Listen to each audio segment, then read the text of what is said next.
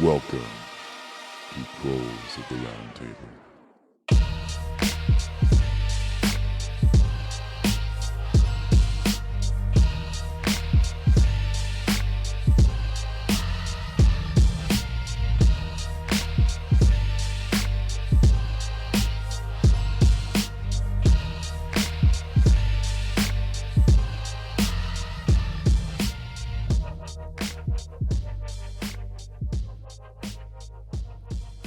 Hello and welcome to Proles of the Round Table, where we sit down, have a few drinks, and talk leftist history. Check out our website at prolespod.com, where you can find our back catalog, links to all the resources we talk about, and a whole communist ebook library. If you want to support us even more, check out our Patreon, where you can give your hard-earned wages to an authoritarian communist podcast in exchange for bonus episodes and clothes. Find out more at patreon.com/prolespod. We wanted to thank this episode's primary sponsor, who enabled us to buy this fancy round table. Big thanks to our sponsor, OPEC. So tonight we have with us Alex. What you got over there, Alex? Got the same old shit that was on sale, which is Pikes Peak Summit House Oatmeal Stout. So Keeping it regular. Keeping it poor. Keeping it poor. And Taylor here, and I am drinking Orval, because it is actually Orval Day. It's like my favorite beer ever, so pretty excited. I'm Jeremy. I'm drinking Ecliptic Brewing's Luna Kolsch. I haven't opened it yet, so I don't know how good it is. But also with us tonight, we have Ethan, but not that Ethan. Different Ethan, separate from the Ethan who regularly appears on this show. Ethan, what are you drinking? I've got a Brooklyn Bel Air Sour, and it says partly tartly on it. So, wow, that's good. All right, partly tartly. Partly tartly. I don't know how I feel about that. Yeah, I'm not sure either. So Ethan and Taylor are going to cover kind of the Bolívarian revolutionary tradition, I suppose is the best way to look at that. And they're going to kind of bounce back and forth, discussing different aspects to it. And some of the history. But Ethan, do you want to talk a little bit about your background and what I guess brought you to this subject? Well, I really like Latin American history. I'm an undergrad, and I'm doing a senior thesis in history on the 2002 failed coup attempt and the couple other attempts of the opposition to destabilize Venezuela after that. And, yeah, that's really how I got into the topic, I guess. Cool. So I think Taylor has got a little bit of background on Simón Bolívar. So I think beginning is that's kind of the starting point. Yeah, and I mean, it's interesting because he obviously was an inspiration for Bolivarianismo. Sure. Thought and stuff like that, but an interesting character for sure. So okay. I can do a brief kind of summary of his life. So he was born in Caracas in 1783.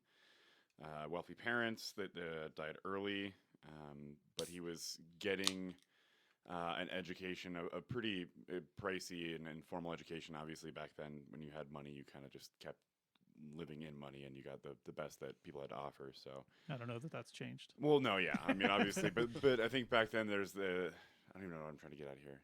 He just an aristocracy. Yeah, he sure. Existed in a very wealthy place within Spanish speaking South America, and so he's begins being taught about liberty and in quotes kind of this idea of liberty and what it means, and he's observing through news and reports the French and American revolutions, and kind of has this idea of oh, cool, people fighting for their own freedoms and space and what they're looking for. And obviously those are very bourgeois revolutions, which you'll kind of see also exist within his revolution. But yeah, so he goes to a military academy, and then learns a lot there, spends time in the early 1800s in France with Napoleon. And then by 1807, Bolivar is back in Venezuela, or what will become Venezuela, and Napoleon has named Joseph Bonaparte the King of Spain and all of its colonies, including everything in the north part of South America. So from there, he starts gathering support and eventually invades Venezuela in 1813. So he's kind of doing a lot of political maneuvering at this time. He was going to Great Britain to try and kind of like push for help from them. But yeah, by 1813, he forms the Venezuelan Second Republic. Civil war breaks out shortly after. He has to flee to Jamaica. He gets kind of kicked out. And then by 1816, with help from Haiti, he returns to Venezuela for a long campaign that lasts the better part of a decade. And what year was that? That was 1816. Okay. Yeah. So in 1819, the Battle of in 1819, the Battle of Boyaca in Colombia marks the first big victory in this kind of campaign to liberate a lot of these countries. And so they create this nation called Gran Colombia, and it includes Colombia, Ecuador, Panama, Venezuela, parts of Peru, parts of Guyana, parts of Brazil, and it's just this kind of large chunk of land in the north part of South America. And so from that victory in 1819, he launches multiple other campaigns. And one of the things that I think is really interesting, but maybe not necessarily important for Bolivarian revolutionary thought, is that he was like an incredible military commander. He fought something like 400 battles over this period of time, from like 13 to when he died in 30, and he was victorious in many of them. The military history that comes with it is, says that he's one of the best out there. But yeah, so they launch multiple fights for independence, primarily in Venezuela, Ecuador, and Peru, and they start kind of spreading this not necessarily revolutionary thought, but it's pushing for independence. Simón Bolívar did not like the domination of Spain in these places, but he was also of Spanish heritage, right? So this isn't some like indigenous freedom fight. Sure. It's legitimately another bourgeois revolution that's like, hey, get your hands off this. We're gonna do what we want to here. Right. But yeah, he said that he was going to fight the Spanish until he died, and that was kind of like the rallying cry that Chavez eventually picks up. So yeah, by 1825, he consolidates Gran Colombia. But it's immediately kind of thrown into turmoil and strife. He wants to set up, or originally he wanted to set up kind of a federalist, like state-based society, but decides that it won't work. So he sets it up as centralist, where there's a lifelong president, which happens to be him. Kind of one of the downsides of who he was as a revolutionary. And so what happens with setting up a centralist system in which he's the sole leader, it sets a precedent for a lot of separatists to come out of the woodworks and start, fighting and pushing back. And so by 1830, Gran Colombia dissolves, and it leads to the forming of the republics of Venezuela, New Granada, which is no longer around, but it's mostly Colombia with some pieces of other countries around it, and Ecuador. And then at that point, he dies later that year of tuberculosis. And so that was kind of his legacy there, is by the time it was over, he had put somebody else in power to come in after him, but he dies and Gran Colombia dissolves, and So it started to fall apart before his death, but yeah, completely. and it was, again, mostly because of his lack of holding to promises that I think people saw moving forward. He was like, we want to build a federalist society. We want to have, multiple paths of leadership and multiple strains of power, and he just didn't really let that happen. So yeah, and then what that kind of does is that leads to this system of caudillos, or I think that caudillos, which are almost like warlords in a sense, but it's these like military leaders that are very personable, that build up these forces, and then they all start just kind of fighting each other. So it's this like, everything that I could find online was always just like, oh, it's this dictatorial, like, hammer of a very personable leader that kind of runs in and starts to try and change things. And so Bolivar left his number two guy, Jose Antonio Paez, in charge of the military, and so that led to Paez being in the position of most power after Bolivar died and as things were dissolving. And so he seizes power in Venezuela for the next 18 years. Then there's Federalist wars between the ruling conservatives and these liberals that want a more federalist society into the late 1850s, and a new constitution is ratified by 1864. Caudillos keep like kind of coming in and taking over and pushing each other out, and more civil wars keep breaking out to the point where there's not really any one true like president for a long time. They kind of come in and push each other out. And then, so by the 20th century, in 1899, General Cipriano Castro takes Caracas and the presidency, and this is called like the rule of the Andinos. So he's from a region called the Ticino region, and this is a place in the Andes where for the next from 1899 to 1958, all the rulers but one, which is a brief interim, come from this region of the Andes. So he starts consolidating power and abolishing like political organizing. He shuts down the press. He establishes a secret police force, and this is further built upon by the guy that comes after him. And then as this is happening, the stability that is being built within Venezuela is giving them time to kind of figure out where they're going to be in this new 20th century kind of landscape.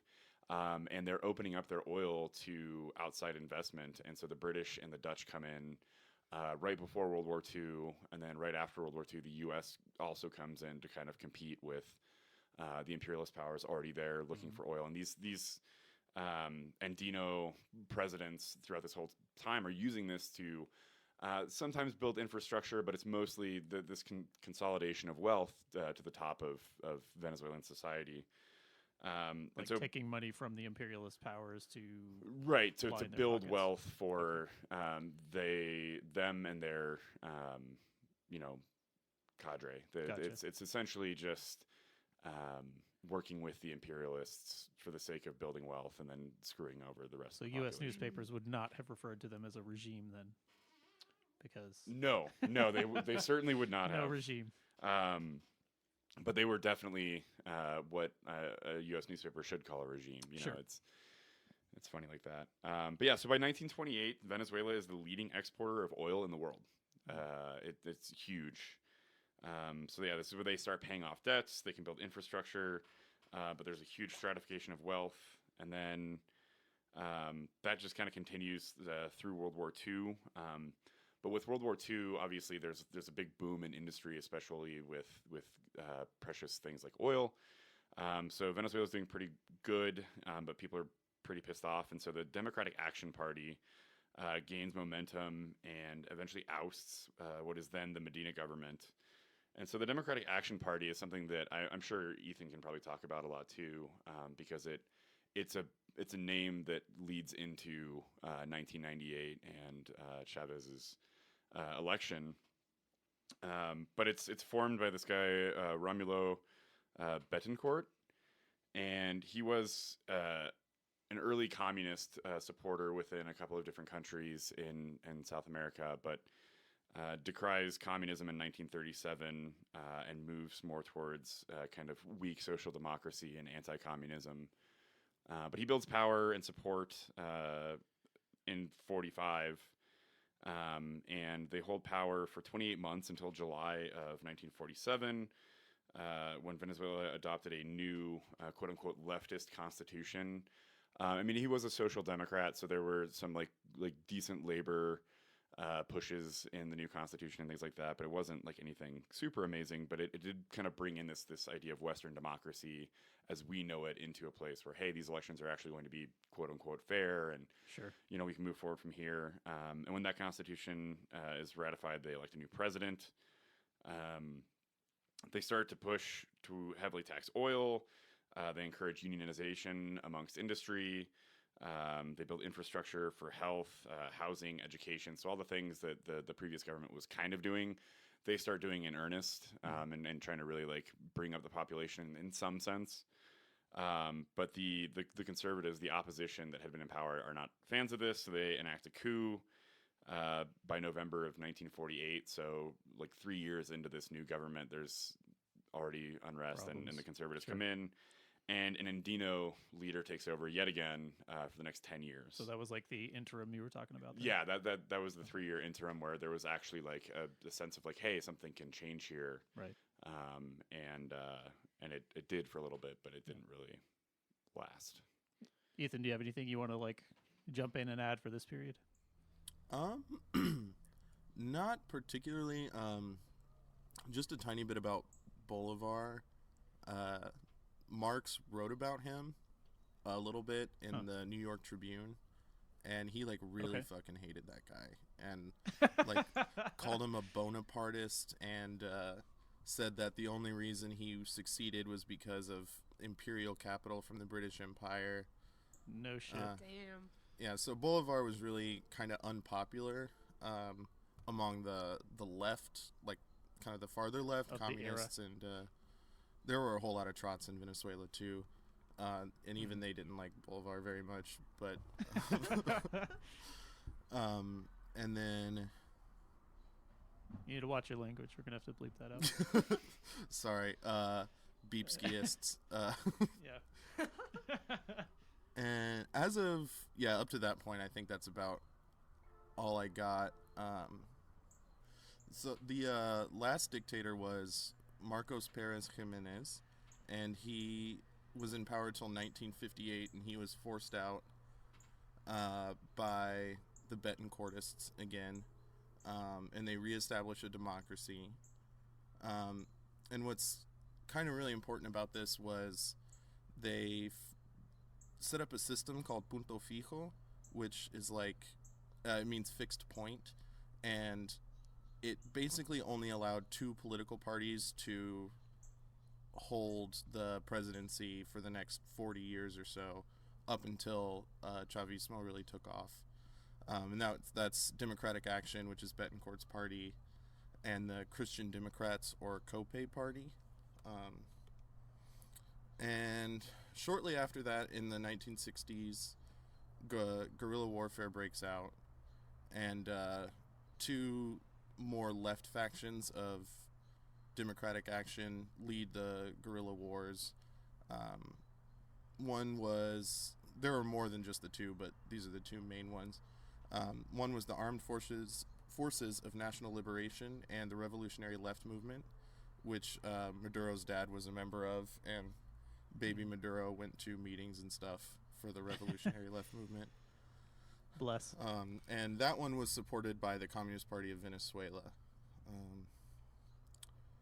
So guerrilla warfare wasn't working out super well, and in 1968, after Rafael Caldera got his first term in office, he allows amnesties for the guerrillas, saying that they can return from the mountains and reintegrate into society and stuff.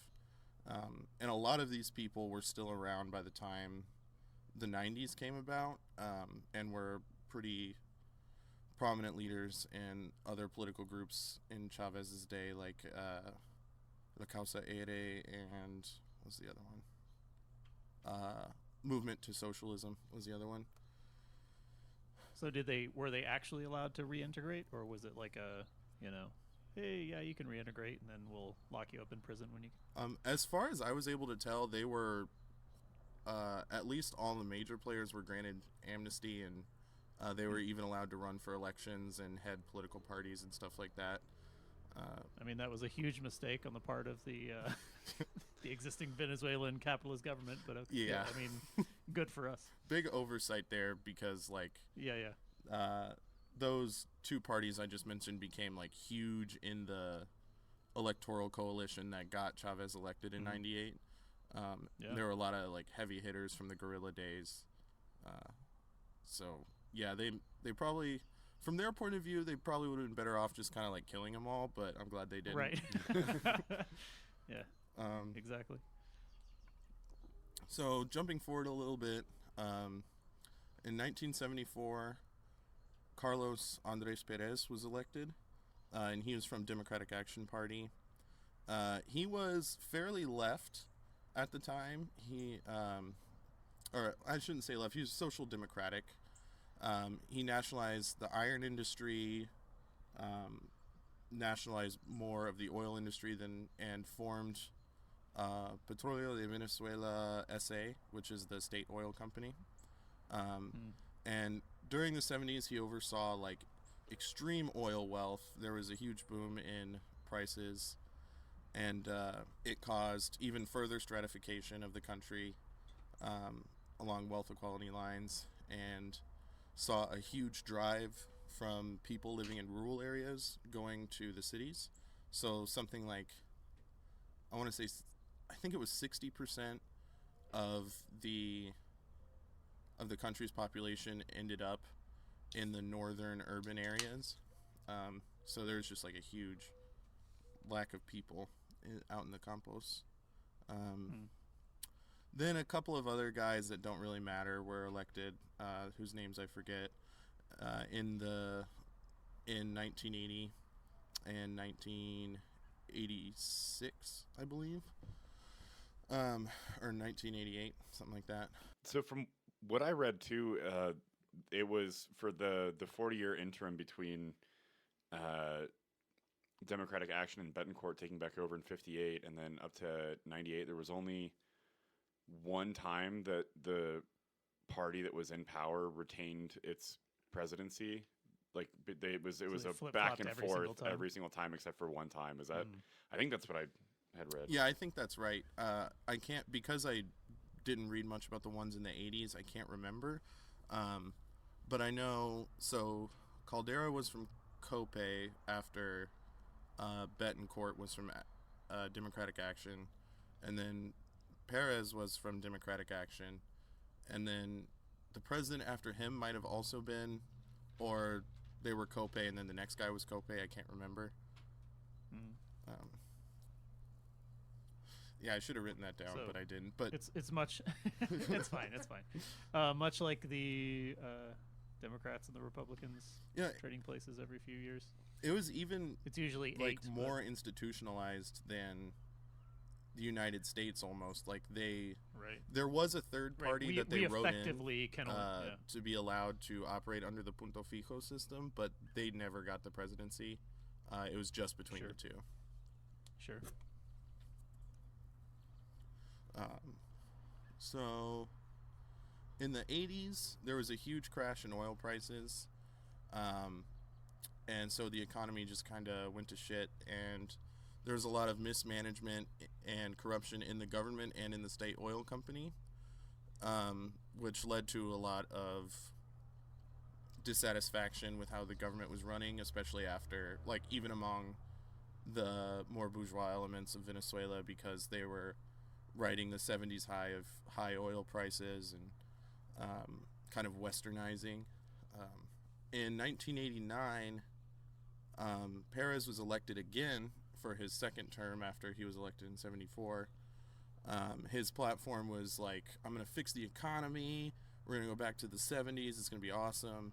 We're all going to be rich again, even though only a small percentage of the population was rich in the first place. Right. And when he was inaugurated in February, he did like a pretty huge about-face from his first term. He was really influenced by the Washington Consensus and started introducing neoliberal reforms like elimination and reduction of trade restrictions, elimination of price and exchange rate controls, decentralization and privatization of state enterprises, which didn't include oil yet, but I think he did the iron industry, which he had already nationalized in the 70s. And he was not doing this with any pressure from, like, the World Bank or the IMF, or because that all sounds like structural adjustments. You called it because So in the 70s, he is quoted as calling the IMF, quote, an economic neutron bomb that killed people and left buildings standing, which, like, yeah, I agree. Yeah. True. But he accepted, after he was elected in 89, he accepted a $4.5 billion loan from the IMF Jesus. to do all these reforms and restructuring. He was like, you know what I said about the IMF before? It was a little hasty. JK guys. They seem like pretty Because cool I found out guys. I can make a Not lot of bad. money from them, and therefore they're good. So this led to, so he was inaugurated in February 89, and these reforms led to what's called the Caracazo, which is just like this huge rebellion in Caracas and other major cities, but it's really the big uprising was in Caracas.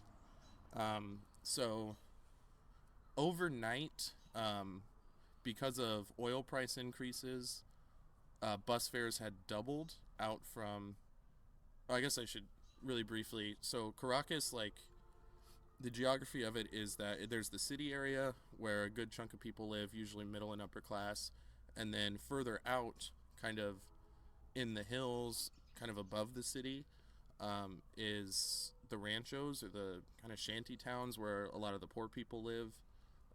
And so they commute a lot of times by bus into the city to get work and stuff. So a whole lot of poor people had their bus fares doubled literally overnight, from Sunday the 26th of February into Monday the 27th of February. And for students, they were denied their half-rate discount, so their fare effectively quadrupled. Jesus. Yeah, and people like flip shit. They started overturning buses and setting them on fire. They descended Nice. down into Caracas and started looting wealthier sectors of the city, like shops, supermarkets, trying to get into rich people's gated neighborhoods and stuff like that. I like that kind of energy. Beautiful. I'm here for it. It was, and this, like, even to this day, rich people are fucking terrified of the events of the Caracazo because they just kind of remember being panicked and seeing all of, like, the poors getting mad and, oh, good Lord, what's going to happen to Sad. me?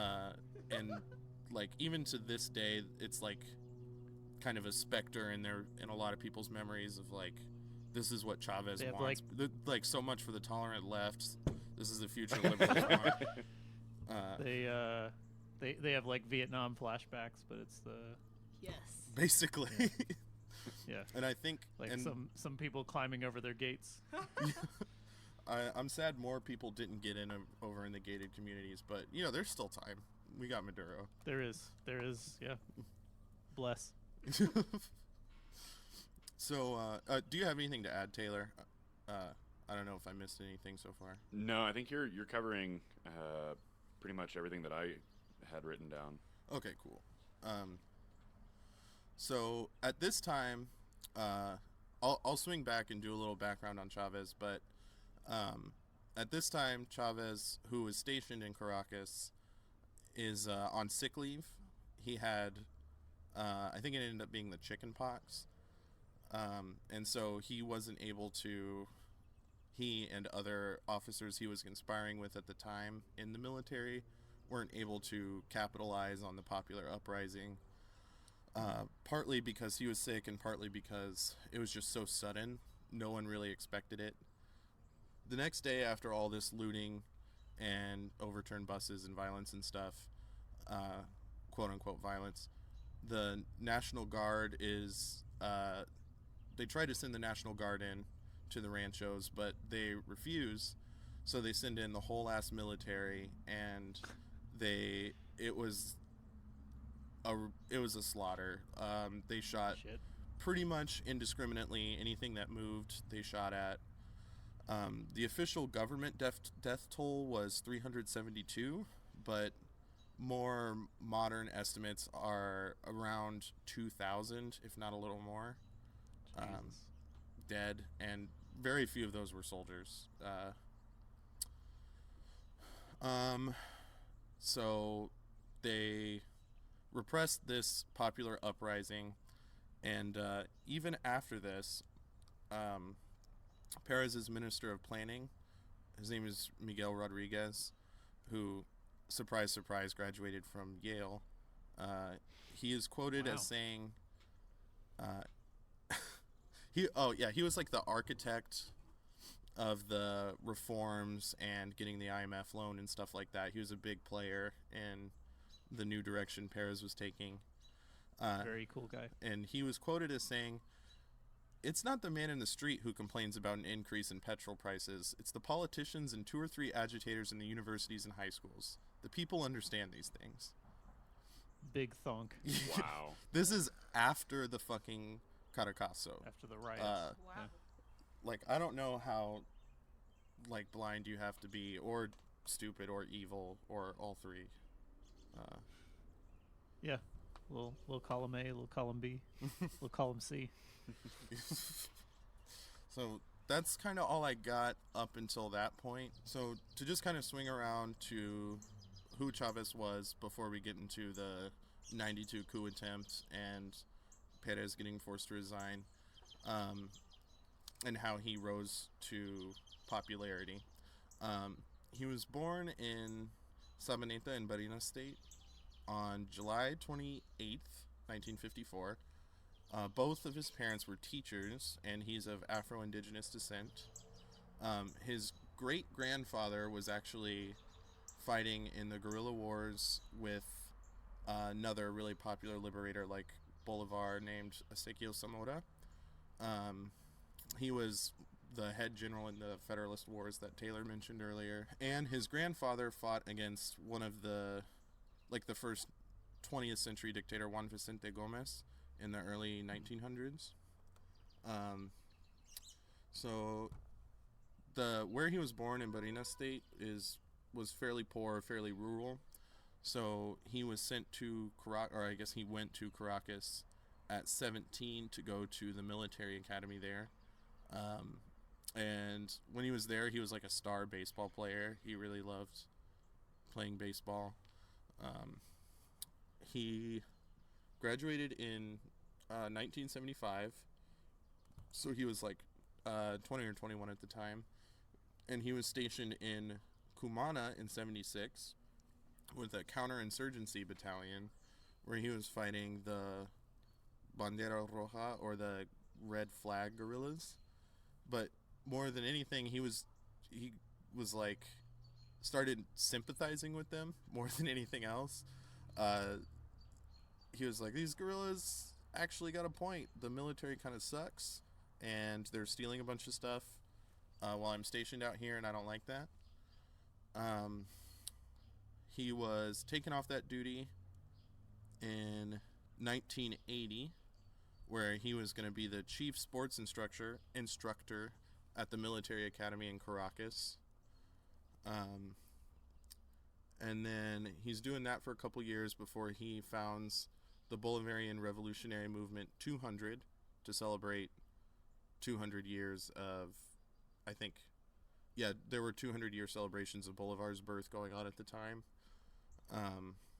And he formed that with a couple other officers that were roughly his age and had been in the military for roughly the same amount of time. In 86, about 4 years after he formed the movement, he was transferred to Apure State because he was giving, quote, subversive lectures at the academy, and he was super popular with students. His subversive lectures were basically just like, the military should play a role in cooperation with civilians and building up economic infrastructure and stuff like that. Damn. That's like communist guerrilla shit. Yeah, that's basically... He wasn't a communist really at this No, point. I mean, I'm joking, but yeah. But he was super into the idea of, like, the military actually serving a purpose other than kind of, like, shooting weird. poor people and guerrillas. You mean like planting trees like they do in China? Yeah. No. That'd be Okay. awesome. Yeah, that'd be great. So he... I'm gonna turn 18 and join the army and go plant trees. That would have sold me. When I was 18, Sure. I would have been Yeah. like, Yep, That seems Okay. pretty cool. I'll go plant Yep. trees and do cool stuff. can do. You think they do that in the U.S. National Guard? Only if it's a PR stunt. Yeah. I got a letter from them in the mail, so I was considering it. Arbor Day. Arbor Day, they plant trees. So in 86, yeah, he was transferred in 86 to Apure State. And he became popular again for preaching the same kind of thing and actually building military-civil cooperation and building up economic infrastructure. He was setting up historical programs so people could learn. This is way out in like bumfuck nowhere, Venezuela. And he was setting up historical programs so people could get a better grasp of their history. There were two major indigenous groups, the Cuiva and the Yaruro, in Apure State, and he gained a lot of popularity with them because he went out and met them and wanted to start a program collecting their oral histories. And then in 88, he moved back to Caracas and enrolled at Simón Bolívar University to get a master's in political science. But he was given, I think it was 89 or 91, I forgot to write down the year, sorry. He was given a command of a parachute unit in Maracay, which was his first post with direct command over troops. So, and at the same time, several of his co-conspirators in the revolutionary Bolivarian movement were also given command of their own troops in different parts of the country, which is where they start setting in plans in motion for the coup in 1992. Do you have anything to add, Taylor? No, I was just gonna bring up that West Point, or was it a West Point grad? The guy that had the Che Guevara shirt on Right. under his uniform. Yeah. Yeah. It's like this guy thinks he's fucking Chavez, where Right. it's like, like Chavez and his friends actually like built up power and then like used it eventually to do something. This guy's just like, oh yeah, I'm 22, I just graduated. Check out my T-shirt. And then he got force shaped or whatever out of the Yeah, service. it's just it's funny. So the coup attempt in 92, so obviously he'd been planning it for a long time, something like this for a long time, because the Bolivarian Revolutionary Movement was founded in 82. They originally planned it for December of 91, but some of his civilian collaborators tipped off the government, and this is kind of a running theme throughout this whole Whack. fiasco, is civilian collaborators just like screwing the pooch. So they planned it for a couple months later in February 92. President Perez was scheduled to return from an overseas trip. I couldn't find from where, it doesn't really matter. And they were going to capture him at an airport in Caracas. So there were 5 military units coordinated across several major cities, with Chavez himself leading one in Caracas, where they occupy the historical museum. But the civilian collaborators who were supposed to deliver the communications equipment never came through, so they had no way to contact any of the other commanders in the coup. So they failed to get Perez at the airport, and so they end up surrounding Miraflores, the presidential palace. But he escaped from there as well, and there was supposed to be an Air Force unit that was going to bomb Miraflores and cause some chaos to the government, but they never did anything. They just never launched the planes. And then some civilian groups never took over the TV and radio stations like they were supposed to. And with the exception of a couple cities, they never got to the stashes of arms that were waiting for them from the government collaborators. Yikes. Or the military collaborators. So they fucked up like this entire time. Sure. Apparently.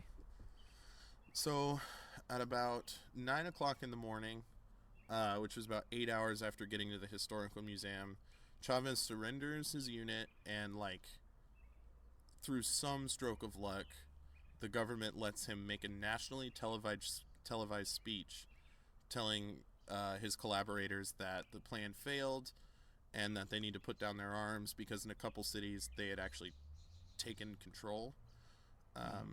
So he tells them to put down their arms and surrender because the plan wasn't going to work and they just need to make a peaceful exit.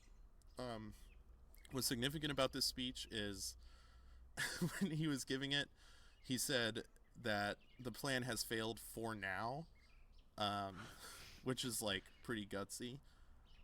Yes. So he's promptly arrested after that, but it launched him into the national spotlight. People were talking about him as like a messiah figure, like he's one of the only people who could save this country that they viewed as broken. Let's see. All in all, about 1,000 soldiers were detained. There wasn't a whole lot of casualties. There were 14 deaths among the soldiers, and as far as I could tell, no civilian deaths, but there were some civilians wounded. And then he was sent to Yare prison, and I forget where that is, in Venezuela. But he continues to organize clandestinely for the Bolivarian Revolutionary Movement. And he actually meets Maduro in 93 while he's still in prison. And he gives him the code name Verde, or Green, for operations that I haven't actually been able to find out anything about. But yeah, that's all I got on the coup. Yeah, it did not go very well. Sad. Yeah. Hashtag sad.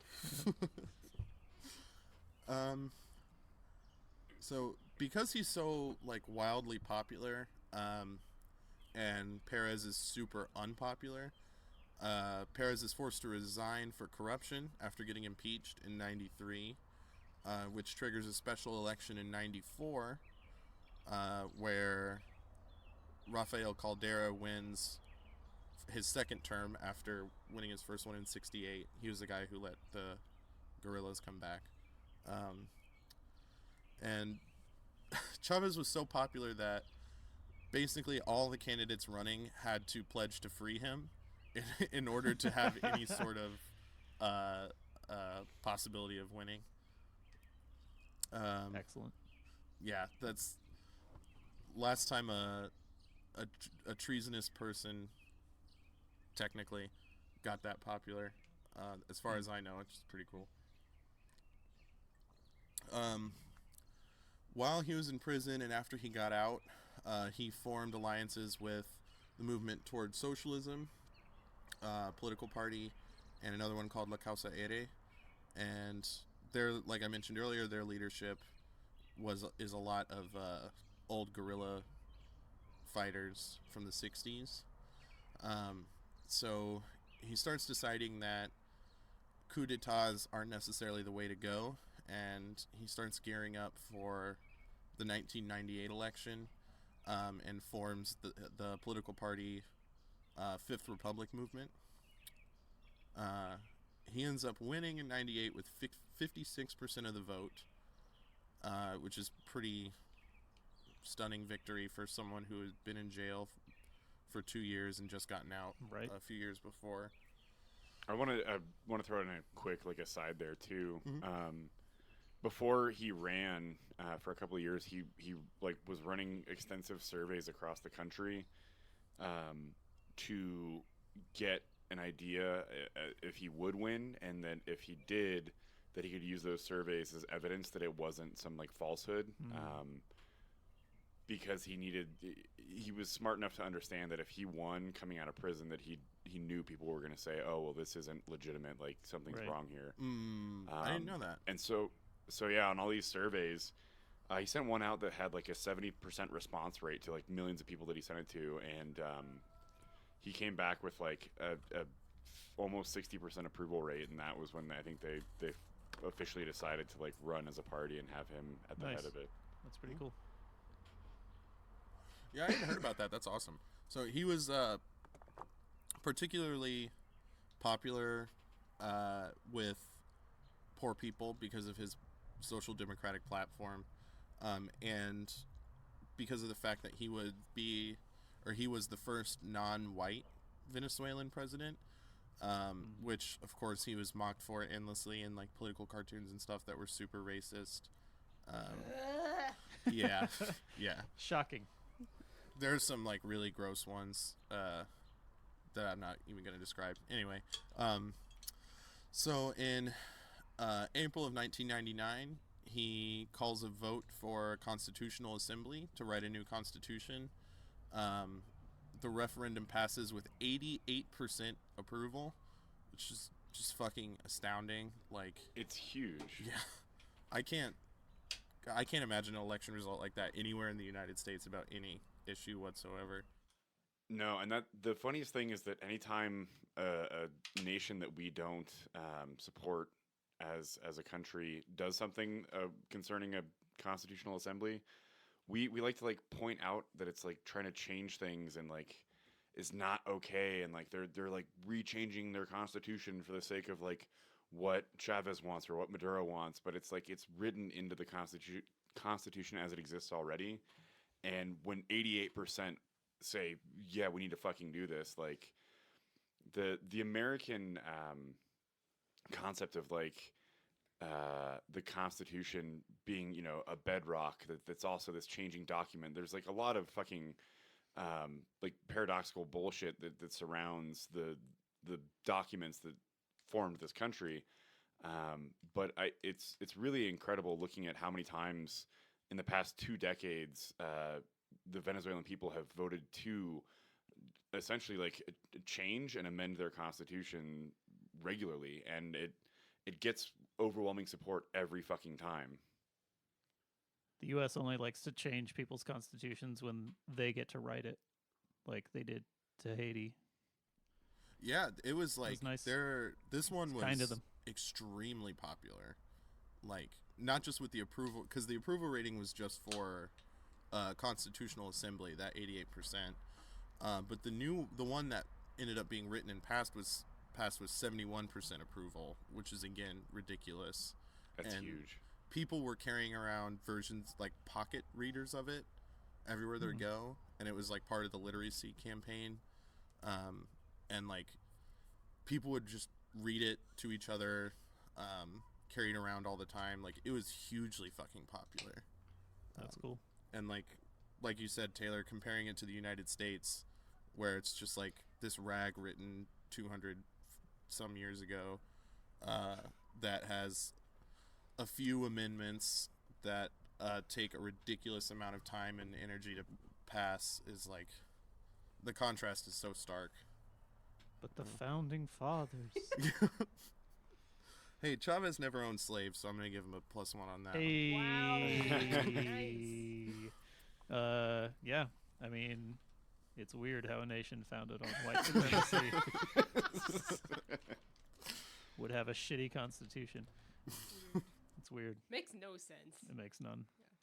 But we can't change it. I'll pretend it's a living document, but then I'll Sure. also say that it's the bedrock that forms America. And Well, what that's supposed to mean, I don't fucking know, because they're just completely different well, terms. and that's like the legacy of like the scientific revolution and the like John Locke and like these people who thought that if you built this, it was like deism like emerged in this era as well, where it was like God made all the rules for the universe and then he set it into motion and then he stepped away. And so that's how they believed the universe ran, right? Like there were a set of rules, and if they were good enough, then everything would function the way it was supposed to. And that's like all these scientific thinkers of the like late 17th, early 18th century were like, if we can get a solid set of rules that make sense, then everything will just kind of fall into place. And then like people like John Locke took that to the next step and were like, if we can get a constitution, if we can get a document which sets the proper rules for a quote unquote perfect government, then it will set this into motion, and we won't have to. And so the U.S., like the quote unquote founding fathers, were highly influenced by John Locke. Interesting. It sounds So- a lot like idealism and not Yes, materialism. very much like idealism. Very much like idealism. Blech. Yeah, and unfortunately, the U.S. and capitalism and white supremacy and all this bullshit has been extremely good at like readjusting itself, at course correcting in terms of propaganda, of PR. Yeah. So it hasn't collapsed, but it is purely in your fucking head. All of these like ideals of all men are created equal and life, liberty, and the pursuit of happiness. All of that is bullshit. It doesn't actually exist. Yeah, if it they wasn't say a real does. thing. Yeah, Yeah. if they say it does, it's totally happening. But right? it is very idealistic, and that is in both the colloquial sense of like your head is in the clouds, but it's also idealistic in terms of like as opposed to materialism. So Yeah. anyway, big diversion. But I mean, it says it right on the document, so I'm not going to argue with it. Like a good American. Like a Yeah. good American. I won't question it. Don't have to. No. So the Constitution, I also think it's pretty great. So Spanish has grammatical gender, like a lot of languages do. So it has a masculine and a feminine. So when it's referring to people, all throughout the Constitution and also all throughout all laws passed in Venezuela due to the Constitution, it includes the masculine and feminine form. Obviously, it doesn't include any of the like gender neutral / all gender language that has come more into use nowadays, but this was the late 90s. It has an amendment, it's Amendment 88, that recognizes the contribution that housework creates for social and economic value of housework. So it promises social security payments to housewives in Venezuela, which at the time, and I think still is, unique to any constitution in any country in the world. It grants stronger protections for workers. It has a few amendments specifically for recognizing the sovereignty of indigenous groups in Venezuela, farmers. It's just full of great stuff. Sure. And also in 99, so that it was passed in December 99, the referendum for the new constitution. Also in 99, Chavez launches a national women's ministry for dealing with issues like domestic and sexual violence, creating pension funds for poor women, free women's healthcare services, better maternity care, all sorts of stuff. Hell yeah. Yeah. Another one of his first big projects was Proyecto País, which that's an acronym. It means country, and it stands for Sustainable Agro-Industrial Populations. So what that did was, I mentioned the flight to the cities earlier. What this Proyecto País does is try to reverse some of that trend, because so many of the people coming from rural areas end up living in shanty towns and not really finding their own economic security. So the goal is to set up physical infrastructure, economic infrastructure in rural areas. So it included schools, hospitals, sports facilities, microloans, low credit loans, farming and livestock cooperatives that were provided with a year free of rent. And he initially pledged, or the government initially pledged, $5 million in oil revenue in just the first year to get this project off the ground. In 99, there was this huge mudslide that killed a ton of people. I didn't write it down in my notes, unfortunately, how many it was, but it was a lot. And around 100,000 people are left homeless. So Jesus. that's like, I don't want to say it's perfect for Proyecto País, because that was a really bad tragedy, but it has around 100,000 people who have incentives to pick up and start a new life somewhere else in Venezuela. So that is part of the reason for the project's initial success, and people ended up really liking it. And it was really popular with poor people in Venezuela.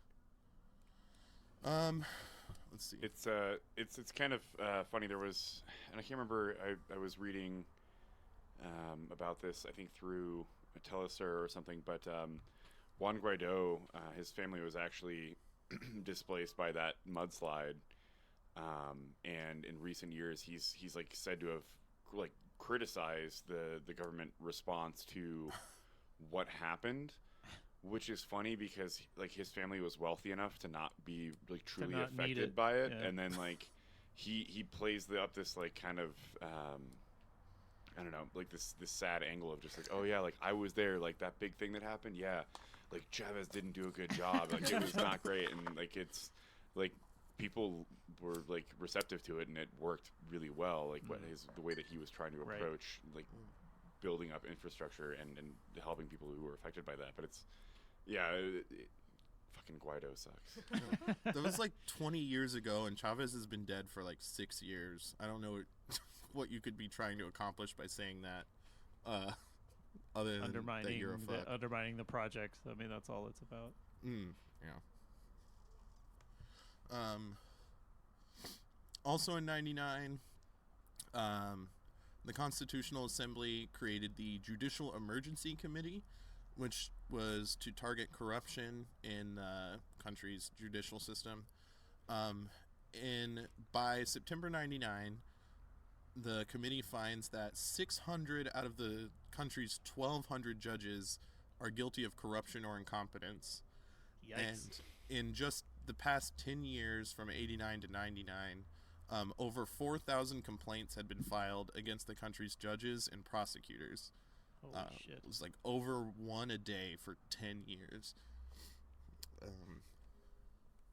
Another big original project he had was prison reform.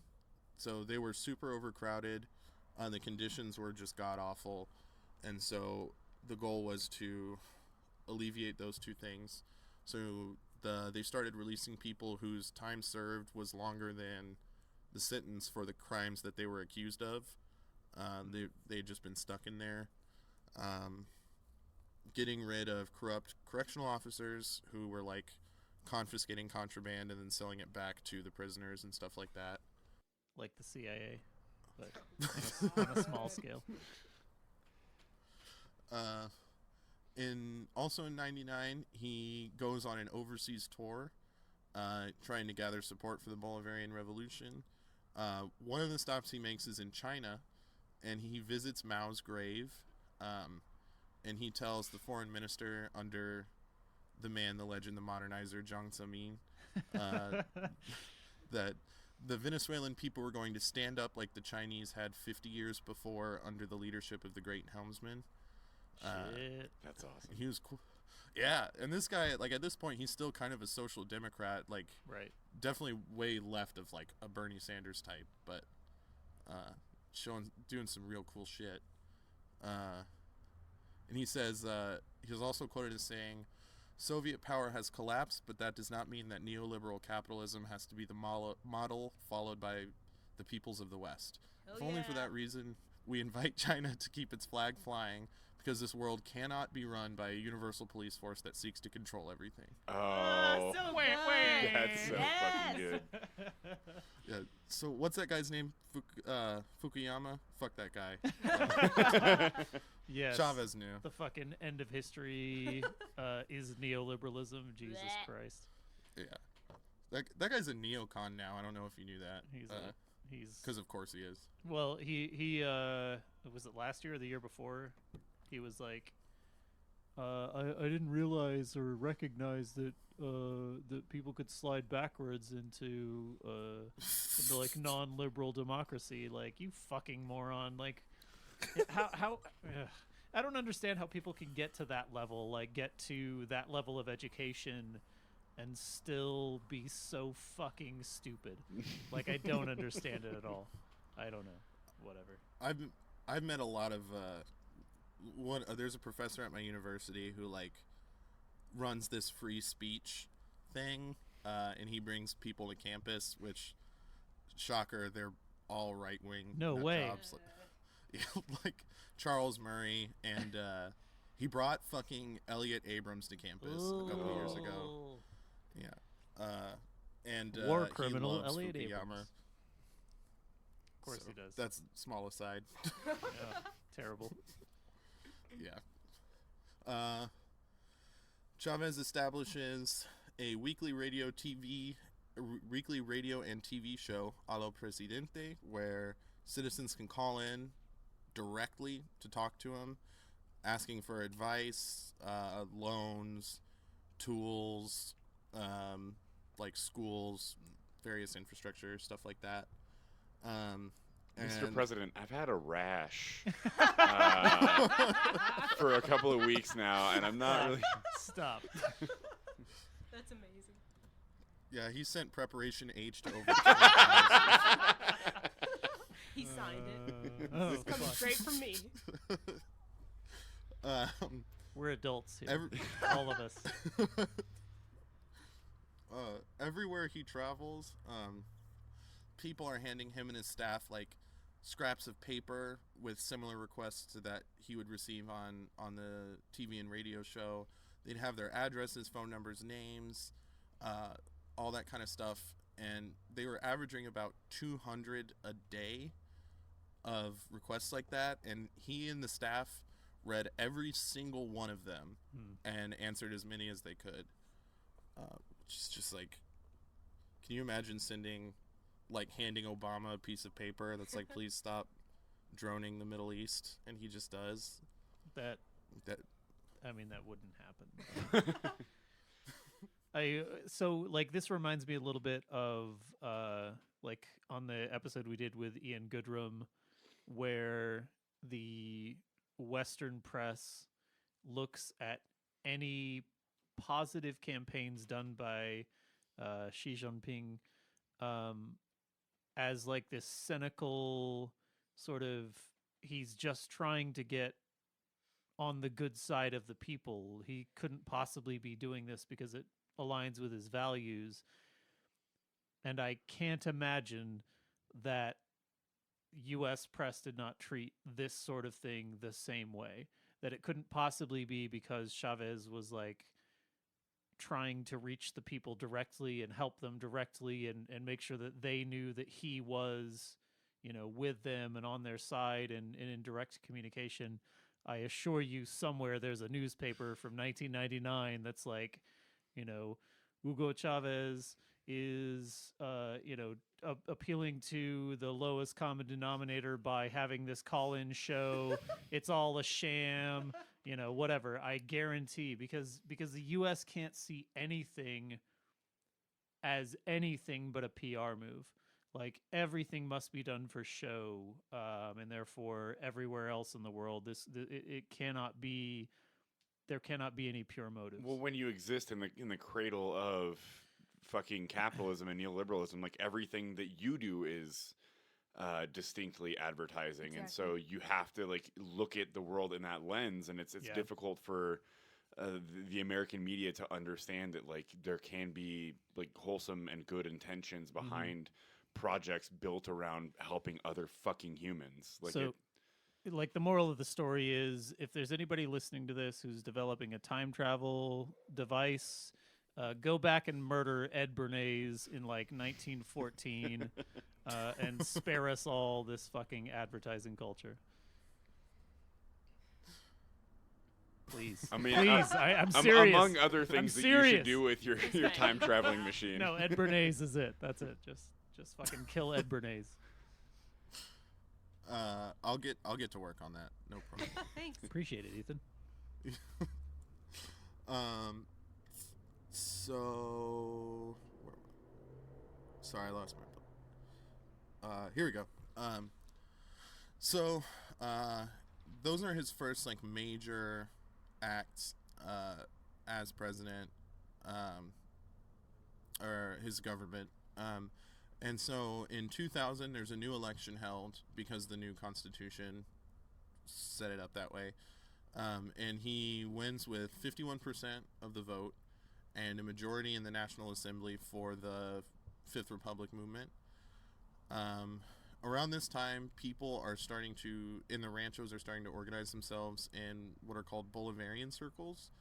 So they're just kind of like organizing their neighborhoods, passing out pocket constitutions, doing literacy programs, discussing local political initiatives, doing all sorts of stuff on the ground to show support for and to continue the Bolivarian Revolution in their own space.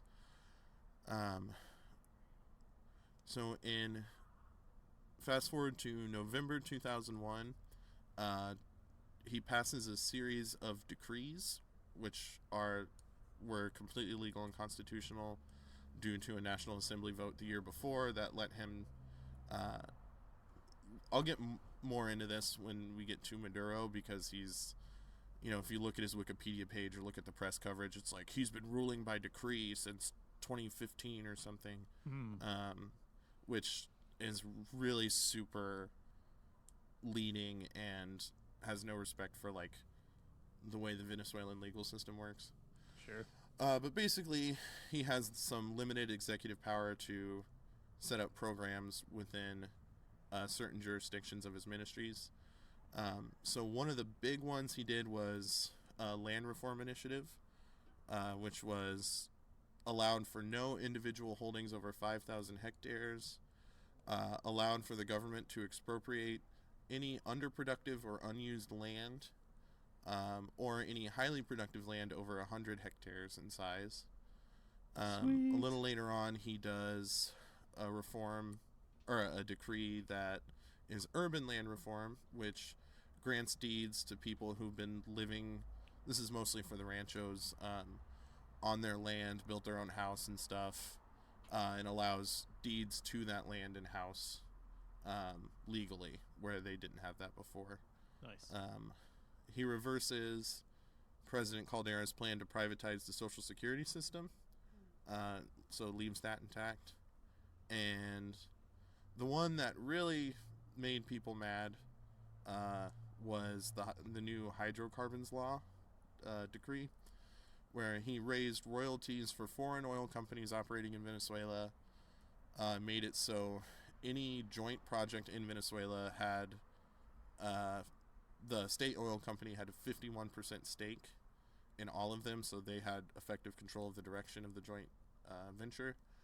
And Weird how he would want sacked his own the country to have control over its own resources. That's so fucking weird. Yeah, that's pretty dictatorial. That's out there. That is out there. Wild. Sounds authoritarian. The market has decided that the U.S. should extract wealth from your nation. I don't know why you're trying to prevent that from happening. Yeah. That seems fair. So he cans the head of the state oil company, who was really mad about the hydrocarbons law and wanted to privatize the company. And then Chavez replaced them with someone else who supported the law. Good. Didn't want to Yeet. fuck up the whole system. Yeah, he yeeted the whole man. Whole ass man. Yeet that whole ass man. So, the hydrocarbons law in particular got the bourgeoisie in Venezuela super mad. So that was in 2001. So in early 2002, opposition leaders began going to Washington and talking to people there. No fucking way. The earliest known proof that the CIA and the United States government knew about the coup plot is April 6th in 2002, but obviously they knew about it earlier because the opposition leaders were visiting Washington.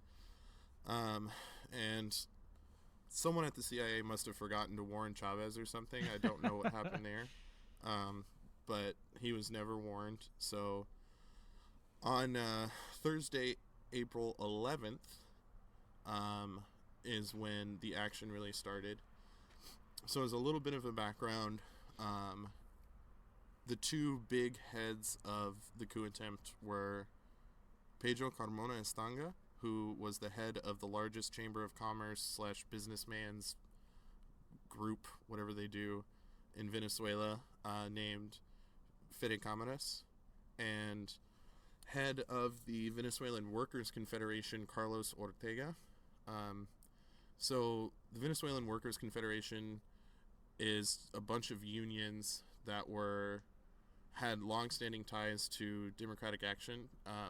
So those were a lot of the unions that, when Taylor was mentioning the early 20th century, those were the unions that were set up. So they were usually, most of the time, skilled labor or middle and upper class workers.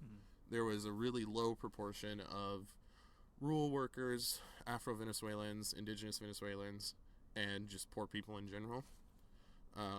So the unions in Venezuela have played a traditionally really reactionary role since the 20th century. So like a lot of the unions here in the U.S. Yeah, yeah. Hey. I mean, it is, also a settler state to a large degree. True. I mean, true. It's true. What are you gonna do? And like I said earlier, Chavez was the first dark-skinned, first Afro-Indigenous president of Venezuela. Although Bolivar himself also had some immediate African ancestry, which is glossed over a lot of the time. Weren't they? Anyway. There was something recently where they were trying to the opposition. Somebody was trying to replace a portrait of Bolivar and lighten his skin in some kind of building in the government, but I can't remember if it was in the mid 90s or if it was something more recent. But yeah, they're still continually glossing over that.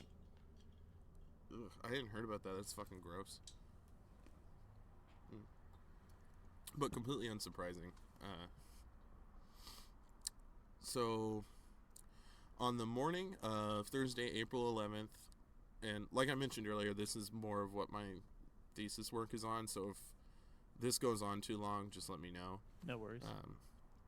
On the morning of Thursday, April 11th, a huge planned strike and march heads to the headquarters of the state oil company in Caracas, where the union leader, Carlos Ortega, gives a speech telling the crowd of about 150,000 people to march on the presidential palace of Miraflores. And when they get there, they meet an opposition march. Well, that's confusing. They meet a pro-government march outside of the palace. Shots are fired, and it's from the opposition side, though at the time it was chaos. It turns out that the opposition, because this was all planned, had snipers on rooftops outside of Miraflores, and but the media is only showing pro-government supporters firing back, neglecting to show images of them ducking from sniper fire, and only showing them with their firing back with their handguns. And then at this time, general in the military goes on TV and calls for Chavez to resign, almost immediately, almost like it was planned. And so Chavez activates Plan Avila, which is a coup contingency plan that is designed to protect Miraflores. And he goes on, he demands to go on television and make a speech talking about the chaos that's going on outside the palace. And there was at the time one state-owned television station, and that's the only one that broadcasted it as it was. The privately owned ones were cutting his speech next to the violence happening, and they're like super manipulated images of the shootings and whatnot. Shortly after that, the state-owned TV excuse me, ends up being electronically sabotaged, and so they can no longer go on and talk and spread what's going on through that medium. He gets a call from a nearby military base from the head of the Joint Chiefs of Staff and the commander of the army, telling him to resign, and they're refusing to come to the palace to negotiate with him, and they're holding loyal officers there in order to prevent them from coming to assist in the situation. Later on that night, Chavez gets a call from Castro, who's seen Fidel Castro, for those who are unfamiliar. He gets a call from him because he's been seeing the coverage in the media, and he's like, hey man, don't go the way of Allende in Chile. Don't sacrifice yourself. Keep going strong. You'll get through this. And I wish I could get a pep talk from Fidel, but Same. Yeah. those days are Goals. past. Damn it. I know, rip. Truly. So,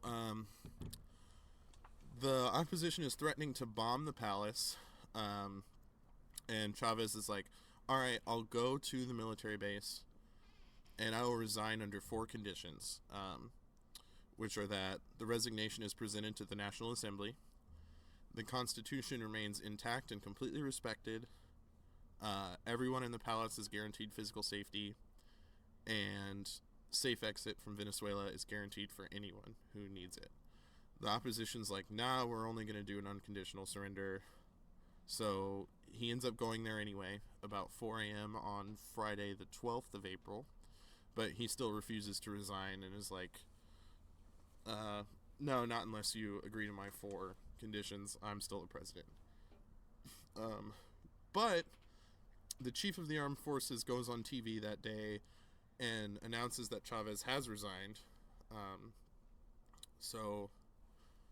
Which is what all Venezuelan media and then international media starts parroting, is that he has resigned and that the opposition is going to set up a new government. While in being detained at the military base, he is able to get access to a phone from some loyal soldiers who are there, and he calls his wife and his daughter, and his wife calls CNN in America and is like, hey, he didn't resign, stop airing that.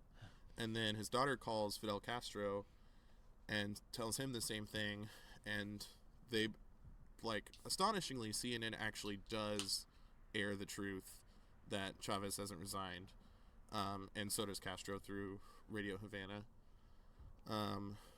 So word begins to get out on the streets in Caracas.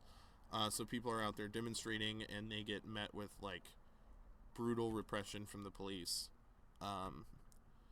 And, you know, there's a great documentary about the 2002 coup on YouTube called The Revolution Will Not Be Televised, and it shows people, like, bleeding, shot, and other people yelling, like, this would never happen under Chavez. This repression is ridiculous.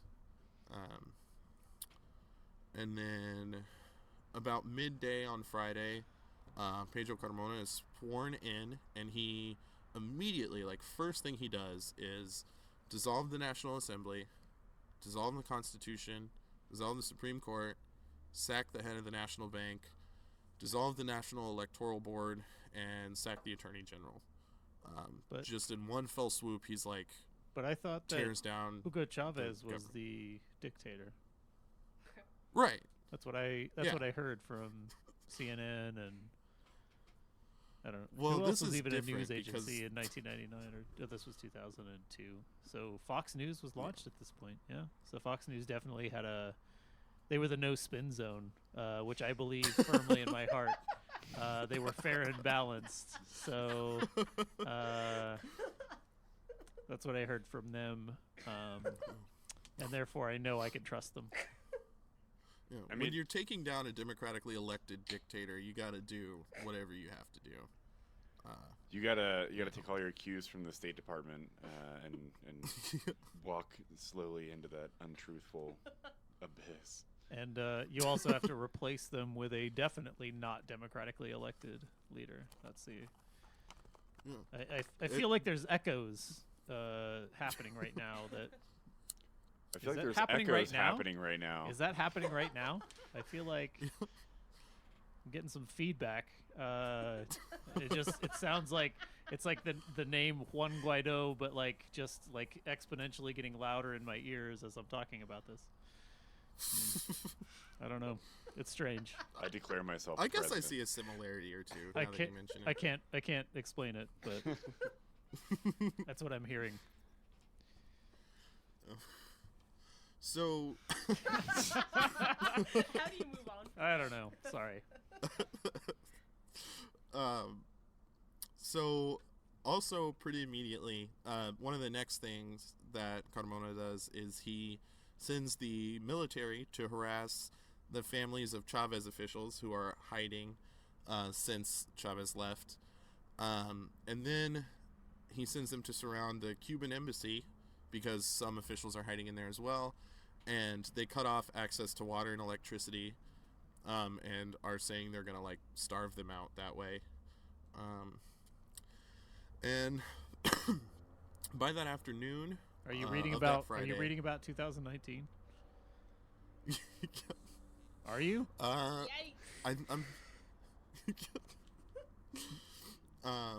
Seems by that very afternoon, the United States, keep in mind this is like less than 12 hours after Chavez has actually surrendered himself to the military base.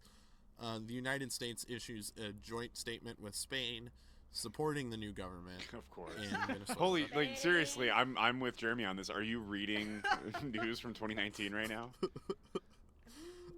Actually, Pedro Carmona got a call from Mike Pence, governor of my fine home state, in 2002. Gross. He was not the governor at the time, Right. thankfully.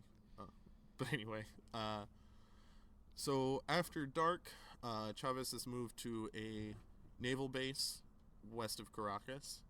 And then on Saturday the 13th, one of Chavez's generals in Maracay is in control of the city with his parachute regiment and fighting pretty vigorously against the coup. And some loyal supporters of Chavez at the naval base where he's being kept try to spring him there, but the opposition finds out and moves him again to a small island off the western coast. And about this time, a huge crowd, some estimates are around 1 million, marches to Miraflores and surround the palace. And they're there for hours before the Presidential Honor Guard, which is kind of like the Secret Service, sees the palace. They're just like, nope, fuck this, and they go in. But unfortunately, Carmona escapes. But they do take control of the palace and start getting people, like government officials, back in there to gain control of the situation. The opposition learns how badly the situation is going for them, and so the private media, instead of airing what's going on at the palace, they end up running cartoons and old movies on their channels. That's beautiful. By about 4 a.m. on Sunday the 14th, Chavez is returned by helicopter and gives a short speech, and government's basically in the process of being restored again. The Supreme Court, which at the time... Nothing but respect for my president.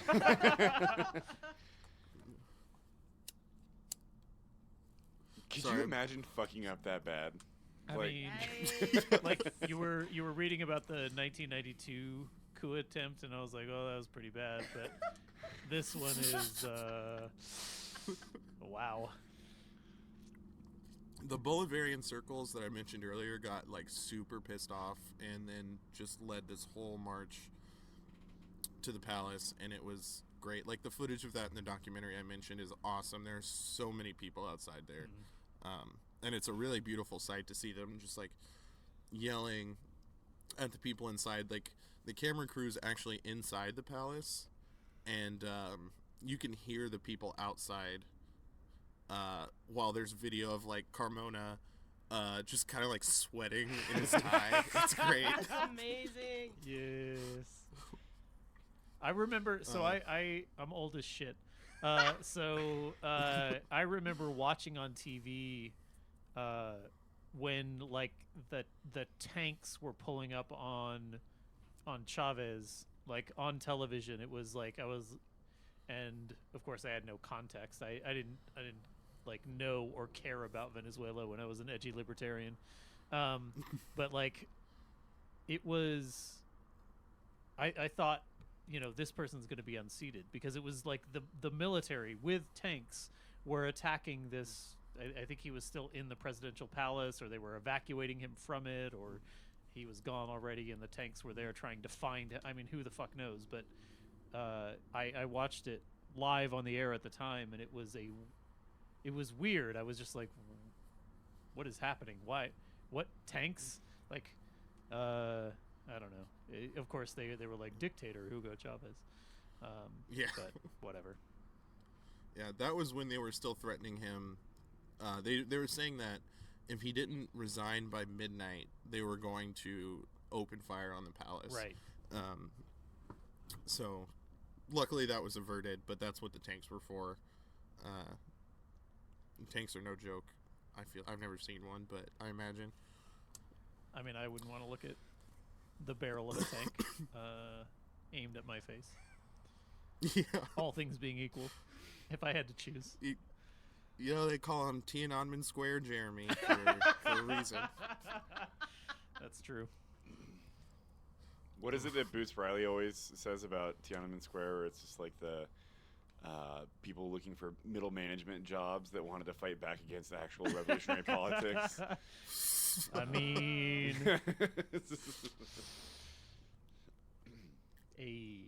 Ooh.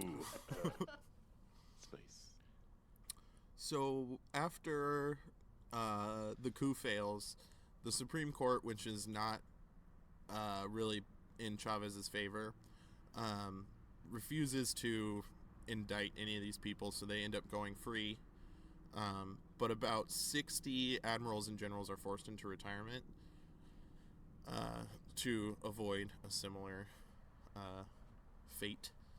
Chavez actually kind of backs down for a few months on his rhetoric and on his political program. He's a little spooked by what happened until the same two groups, the Carmona-led Fede Cámaras and the Venezuelan Workers Confederation, hold a strike in December of the same year, 2002, of the oil company, the state oil company, and it has a bunch of workers' walkouts, attempted technical sabotage where they basically tried to get the some equipment to blow itself up and destroy a bunch of infrastructure for the oil company. Cool. And the Bolivarian circles had a huge part in reducing the negative effects of this strike. They occupied and reopened schools that the opposition had gone on strike from, and keeping other essential sectors going. I wish I was more detailed in my notes there.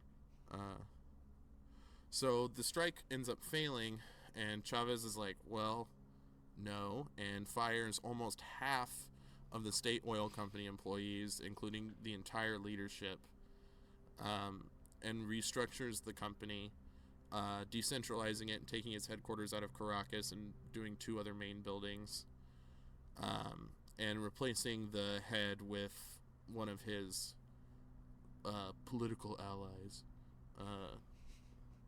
who wants to keep stuff on the up and up as far as the Chavista program goes. And so at this point, he's like, well, fuck it. They're going to hate me either way. So he starts doing his famous missions, which are just like different programs for different purposes.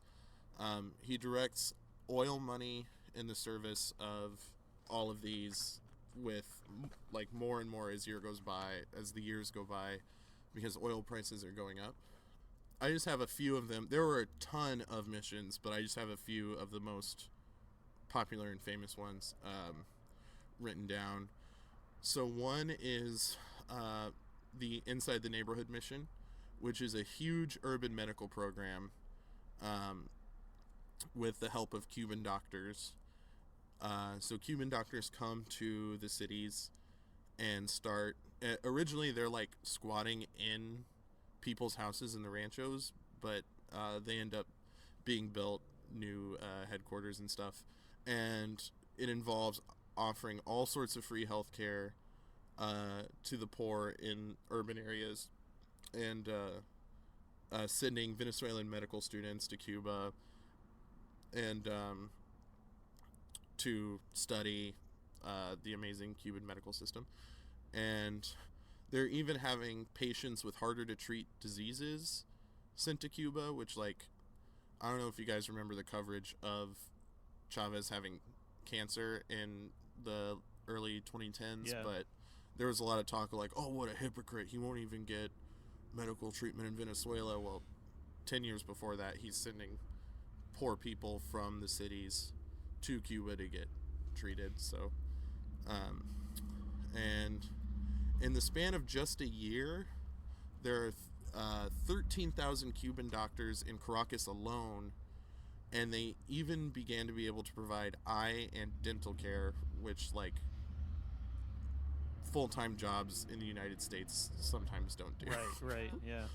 Just, there was the Robinson Mission, named after Simon Bolivar's tutor, Simon Rodriguez, whose name he took in America was Samuel Robinson. It was a literacy and basic math campaign that also, with the help of the Cuban government, they had TVs, video cameras, provided reading glasses, translation manuals for major indigenous languages, and taught about 1 million people to read within, I think, the first year. Then there was the Rebus mission, which was to teach people who dropped out of school or couldn't finish their schooling. And this was aimed everywhere, but especially in rural areas. In a year, they had 600,000 people enrolled in the night school program, and included even a small stipend getting paid to them to get educated. They taught basic stuff like math, grammar, geography, and even second languages in some cases. There was the Sucre mission, which was for people who had graduated high school or had graduated from the Rebus mission, and that enrolled about 70,000 in the first year. And then there were a ton of others, like addressing urban and rural food insecurity, safety in certain working sectors, especially mining, because that's a big industry in Venezuela, voter registration, naturalization of foreign citizens. And through this program and his earlier land reforms, or through some of these missions and his earlier land reforms, the Chavez government had redistributed about 2 million hectares of land in Venezuela. Nice. I've got some numbers as far as the results of those missions that I can throw out there. So like you said, pretty much immediately after getting elected, Chavez started redistributing land to peasants and the urban poor, and then using oil revenue to fund those social services that came with that. They built more houses in the first 2 years after Chavez was president than had been built in 20 years prior. Yeah, it was huge. They eradicated illiteracy by 2005. I mean, that's huge. Wow. Children in school, enroll in school, increased from 6 million in 1998 to 13 million by 2011. Nice. Secondary school enrollment rose from 53.6% in 2000 to 73.3% in 2011. Between 2005 and 2012, almost 8,000 new medical centers were created across the country. Doctors per 100,000 people went from 20 in 1999 to 80 in 2010. And then the infant mortality rate fell from 19.1 per thousand to 10 per thousand between 1999 and 2010. So almost half. Yeah. Life expectancy increased by 2.1 years between 99 and 2011. From 1999 to 2011, the poverty rate dropped from 42.8% to 26.5%. Shit. And extreme poverty dropped from 16.6% to 7%. Damn. Wow. Child malnutrition dropped by 40% between 99 and 12. Wait, say that again. Yeah. Child malnutrition dropped by 40% between 1999 and 2012. In 13 years, child malnutrition dropped by 40%. Jesus Fucking Christ. insane. Wow. So, in the words of the great Michael Parenti, I support the revolution that feeds the children. Yeah. Fuck everyone else. Fuck everyone else. Death to America. Death to ASMR. This keeps going. There's more. Access to clean water went from 82% to 95% in 13 Nice. years. Between 1999 and 2013, the government returned more than 1 million hectares of land to Aboriginal people. Nice. If you've ever listened to the podcast, you know that obviously anti-imperialism is a big part of what we Yep. talk about as Marxist-Leninists, but so is decolonization. Yep. And Oh yeah. Yep. that's huge. Population-based malnutrition, not just child malnutrition, but the malnutrition fell from 21% to less than 3% between Jesus. 99 and 2012. Unemployment fell from 15.2% to 6.4%. Wow. Which I know any anarchists listening to probably don't understand the value of, but Oh, stop. We need an anti-work Chavez. An anti-workshop. In fact, let's boost those numbers. Let's get that unemployment up there. Oh, Jesus. The minimum wage increased over 2,000%. So it was 100 bolivars per month in 1999. And by 2012, it was over 2,000 bolivars per month Wow. on average. So, Wow. and then working hours were reduced to 6 a day and 36 a week. Nice. And pay didn't suffer. Like pay stayed the same or Remained the same. I'm increased. dabbing. Sure. And hours went down. So those are the ones that like I could find pretty readily. Like it was just like, hey, these things happened. Right. So basically, you're Part saying of that that- Venezuela is good, Oh, sorry. basically. I'm basically saying Venezuela is good, basically. Pretty Okay. good. Okay. There's a labor law in 2012 that I think that's the one with the work week shortening rather. That it's a pretty incredible law. So it did that. It provided 6 weeks paid maternity leave before birth of a child and 20 weeks after, including for those adopting children under 3 years old. So if you adopt a kid, you get 20 weeks paid maternity leave. Rad. Damn. And it allowed for 2 30-minute lactation breaks after a baby was born Shit.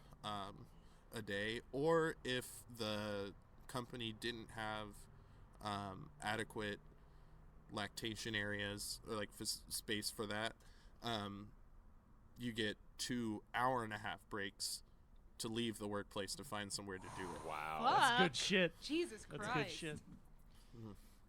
Venezuela, you all right?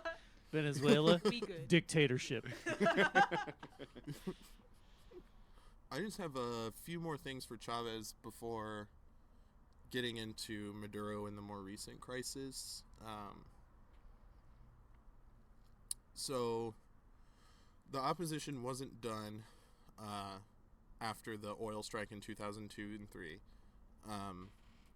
They tried for a recall referendum in 2004 because I think they were like, well, shit, we can't get this guy out of office doing this. We need to do it through the vote. Which, real quick, just to mention, like, all this nonsense in the United States media about how dictatorial, like, we've talked about it already, Yeah. dictatorial Chavez and Maduro are, like, I really, really, really don't care whether or not Venezuela has a Western-style democratic system, like a parliamentary system, but they do, and it's really Exactly. strong. Didn't the And UN the went there, opposition right there? recognizes that. The UN went to evaluate their last election to make sure that it was democratic. Well, And- they've been doing that since Chavez took over, and the entirety of Chavez's presidency, multiple international sources said this is the best that we've ever seen an election Yeah. run. Yeah, Mhm. that it. Jimmy Carter's fucking Carter Center, which is one of the most respected like electoral watchers in the world, gave it a huge shining endorsement. Yeah, because they basically said it's impossible to game the Venezuelan electoral system. So One of the ways you can do that is if you're like the opposition in the last elections, you tell the UN and everywhere else not to send exactly. electoral Exactly. observers. Well, and that's the way that they do it is they don't game the system, they game the Observers, observation yeah. of the system. And you know, when people are like, oh well, like the opposition wasn't allowed to run, it's like, no, they chose not to. They chose Yes. not to run candidates, Yep. and that's why they didn't get anything elected. Like it's there. Yeah, they knew what it would look like. Yeah. Yep. Well, and you get a bunch of like hand-wringing white liberals in the fucking in America and Western Europe that see these things. It's like, oh, they're not letting them run or anything, and they just listen to a media outlet say, oh, well, like the opposition didn't get anybody elected because it's corrupt, and like they don't actively talk about the fucking opposition just being a bunch of shitheads. Yeah, I completely agree. That's gross. It's super gross. So they try for this recall in 2004. The Constitution requires that 20% of the electorate sign a petition to get a sitting president recalled. So they end up with 3.5 million signatures, but the National Electoral Council was like, over half of these are fraudulent. So there's some stutter steps, and eventually they get enough, and the National Electoral Council is like, okay, fair enough. And Chavez, instead of being scared, his whole thing was like, let's fucking do it, buddy. Let's go. I'm excited for this election. And he wins the recall vote with nearly 60% of the vote. The opposition, of course, is like, oh, this is fraudulent. This is dictatorial, but the Carter Center and the Organization of American States both endorsed the election. And so he wins. And Thank you, Peanut Daddy. This is like so he went hard. this is like when So- Theresa May like called the special election because she was like, "Oh, we're gonna wreck the Labour Party," and then Oh, yeah. lost so many seats, and a bunch of UKIP people got fucked. It's like that. It's just like that, sort of. And Not it really, feels good to but watch whatever. every time. Every time. Their petard, they got their petard and they hoisted it themselves, as they say. It's an incredible move. It's like the reverse of a like Mortal Kombat fatality. It's like a self suicidality. Like, just I'm gonna fuck myself at this point. That's what I'm gonna do. So after the recall vote, after the oil strike, he was already like, fuck it, I'm gonna go whole hog on this. And then after the recall vote, he went extra hard, and He voted on enlarging the Supreme Court, which passed. He called a vote on enlarging the Supreme Court, which passed, and brought the seats from 20 to 32. And he appointed his Minister of Energy as the head of the state oil company, which allowed more direct government oversight of the already nationalized company. And again, the oil funds are what he was using to fund his missions and a lot of social welfare programs. He created a coordinating body for all the state governorships that reviewed development programs and created development programs specific to each state in Venezuela. So he really just like went even further down the path of bettering the country, as all the statistics Taylor provided shows. He did a great job, or the government did a great job. He runs for election again in 2006 after rolling all of the like party coalition that he had built since 98 or since before 98 into one left party called the United Socialist Party of Venezuela, which is the party that's still active today.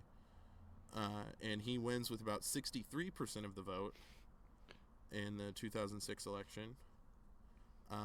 By 2007, I don't have the statistics, but like, when has a U.S. president ever won by that kind of margin?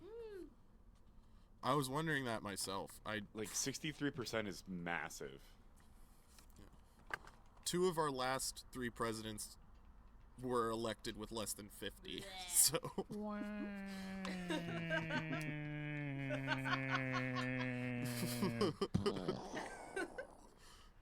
I was hoping for a went tonight, but not that. Oh no, you got one way earlier. That was extra. It was way earlier. We can throw another one in there somewhere. We cut down. It won't feel authentic. We've cut down on the air horn noises, but not because of the haters. There are a lot of haters of the I hate the air horn noise. Yeah, we Fuck don't do y'all. anything because of the haters. We had already started to like cut them down before we saw the complaints. Sad. But we're a bunch of like I think it's great. goofy, like ridiculous people, and What?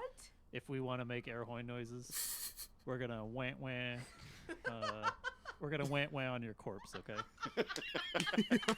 I don't want to hear your like people talk shit about leftists like you got no sense of humor, and y'all are playing directly into that stereotype, okay? So just chill out. Those are my Enjoy the wah wah Oh. and get over yourself. Those are my okay? most frustrating criticisms of our podcast. Yeah. Is like, oh, like the information's really good and like I like what they do, but like every time they like make a dumb joke or they make like an air horn noise, I just It's so immature. oh, it's like, Okay. man, All right. We're not That's we're what not got me into the Town, okay? podcast. We're not Oh, Cum God. Town. We're not even Chapo, okay? Like we don't make Thank God. we don't make racist jokes even ironically. So we have wholesome humor, but we are funny. We're very funny, okay? we're super funny and that's objective, okay? So wah, wah. So where were we? Like 10 minutes later.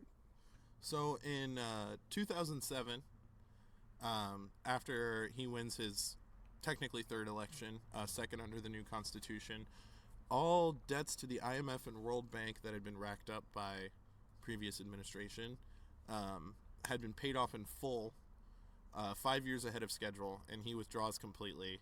He's like, fuck that noise. These people are terrible.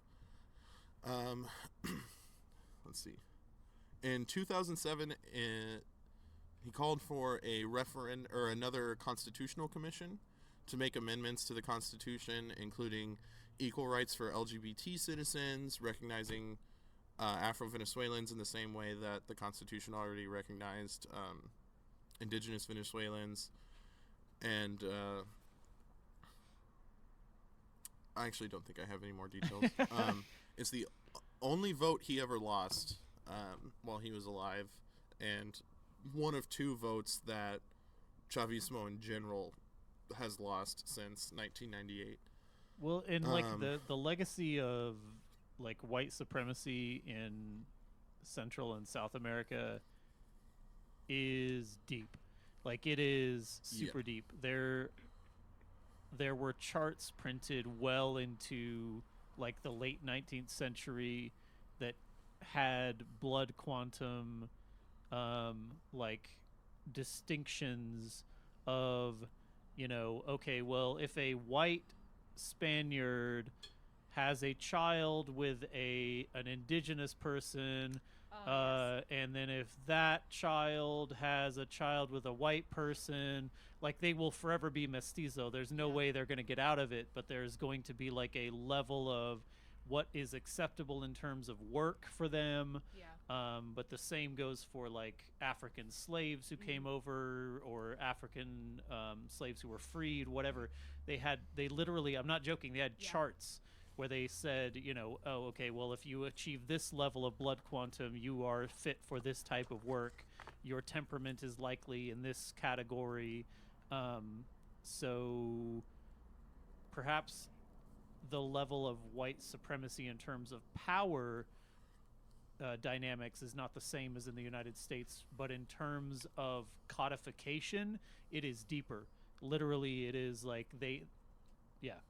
it's written into law Wow. They in literally some have places, like but subcategories of every combination, and yeah. you can see like some of the art that they made about that kind of ideology, even Yeah. at the Denver Art Museum. Yeah. Like, they have pictures of the different subcategories. It's really insane how in depth they went about it. yeah, if an Wow. indigenous person has a child with Right. a former African slave, they have this type of child who is fit for this type of work. They tend towards laziness and also anger. I mean, like it's literally, this is the way these charts look, and it's Yeah. it's utterly ridiculous, but it is deeply ingrained. Yeah, and even in like the art that you can go see, they show these presupposed characteristics in the artwork. Like they'll show like the husband like laying about and shit like that. Yep, It's really, yep. really, Very racist. yeah, very racist propaganda back in the day. Hooray! Jesus, I never heard about Whites Yeah. are a fuck. A collective fuck. All together. Um. So, I guess a couple other notes about Chavez. He was actually like a really funny guy. In my opinion. Like in 2005, He made air horn noises. the Venezuelans, huh? He made air horn noises. Yeah, yeah. He's a He pioneer. just walked around. Anytime he said something good, his vice president would come up to the mic and wah, wah. That's what I heard. That's what I heard. Teamwork. In 2005, he offered the United States $1 million to the victims of Hurricane Katrina, which is like a genuine offer, Yep. not just to be funny, but also there's the funny side to it of like this so-called poor dictatorship is offering aid to a country that's doing nothing for the people affected by a devastating natural disaster. The U.S. rejected this offer, calling it counterproductive, and in wow. response, Chavez was like called Bush the king of vacations, and just railed into him for being like a huge piece of Spicy. shit. And in 2006, he went to the United Nations. This video's It's you a can beautiful find this thing. video anywhere. It's really funny. He's like, he gets up to the podium and he's like, "The devil was here yesterday." And he like sniffs the air and he goes, "It smells like sulfur still." And then he calls Bush by name. He's like, "President George Bush, who I call the devil, was here yesterday." Oh, so good. I just have a little bit to wrap up about the governance. In 2008, there was a huge scandal with this TV station, RCTV. The opposition was claiming that like the state wouldn't, the state had suspended the station for being anti-Chavez, when in fact one of its anchors had on television called for the overthrow of the government, and so it wasn't suspended. What happened was its media license ran out and they wouldn't renew it. And one of the leaders of this protest movement, named Jan Goicoechea, probably butchered the fuck out of that. He was awarded $500,000 from the Cato Institute. It was called the Milton Friedman Prize for Advancing Liberty for his contributions to the opposition movement against this so-called decision. Milton Friedman, well-known friend of fucking Augusto Pinochet. So, Yes. yeah, that just shows you how much that fucking... fuck. Yeah, the great liberty advancer, Pinochet. Yes. Sometimes you have to go through a stage of fascism to achieve anarcho-capitalism. At least that's what all the ANCAPs tell me these days. You talking to a lot of ANCAPs these days? I used to be friends with a lot of ANCAPs because I was like, maybe I can steer them away from this dark path. And then one time I stumbled on a group of them like in a chat together talking about how great it was that Poland had outlawed Muslims from immigrating to their country. Oh. And I was like, don't y'all believe in like open borders? And they were like, oh, well, if you extend the property of your personal space to the borders of the nation in which you live. And I'm like, y'all believe in nations now? What is going on? I thought y'all were anarchists, but they're not. They're fash who just want to be left alone is what it is. I don't know you. That's my country.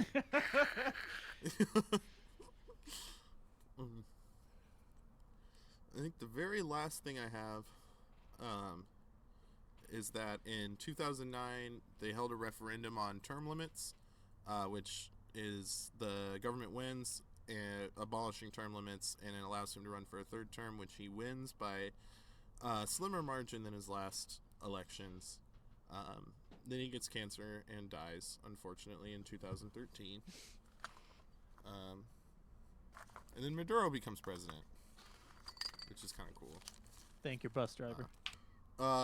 So a lot of what I pulled from Maduro was from a Venezuela analysis profile on him when he was still interim president before his election to become president after Chavez Right. died.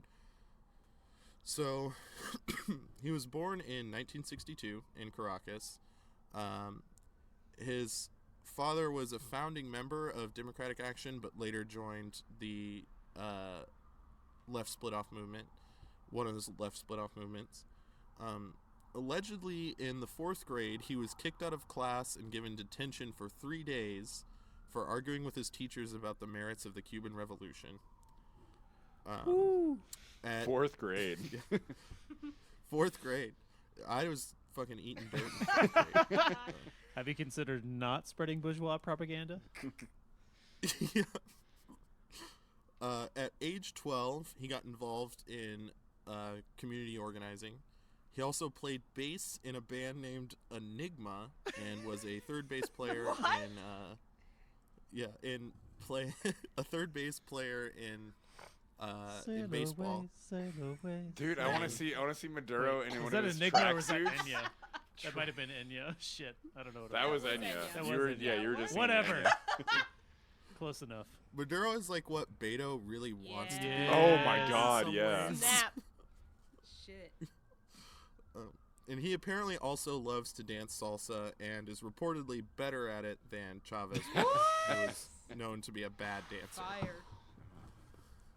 Beto's band is pretty rad. As a though. young, Not gonna lie. Huh? Beto's band back in the 90s. Well, pretty yeah, good. because he It's pretty had good. members of At the Drive-In in the same band. So, like, I don't think Beto was what made that band good. Yeah, maybe. No.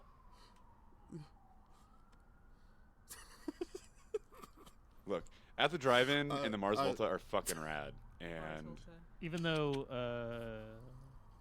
apparently Cedric's politics are. oh, are they? Eh. Well, so are Beto's. I So will not- Yeah, yeah. Not hear So- it. No. Anyway. Respond to it. I'm sure Maduro's bass playing is just as good, and he I'm sure, plays in I'm super sure. cool bands. I've never heard it, but I imagine he's got some pretty Some good slaps. slick slap bass going on. I heard he can play bass with a portable amplifier and do a kickflip at the same time. Nice. That's what I've heard.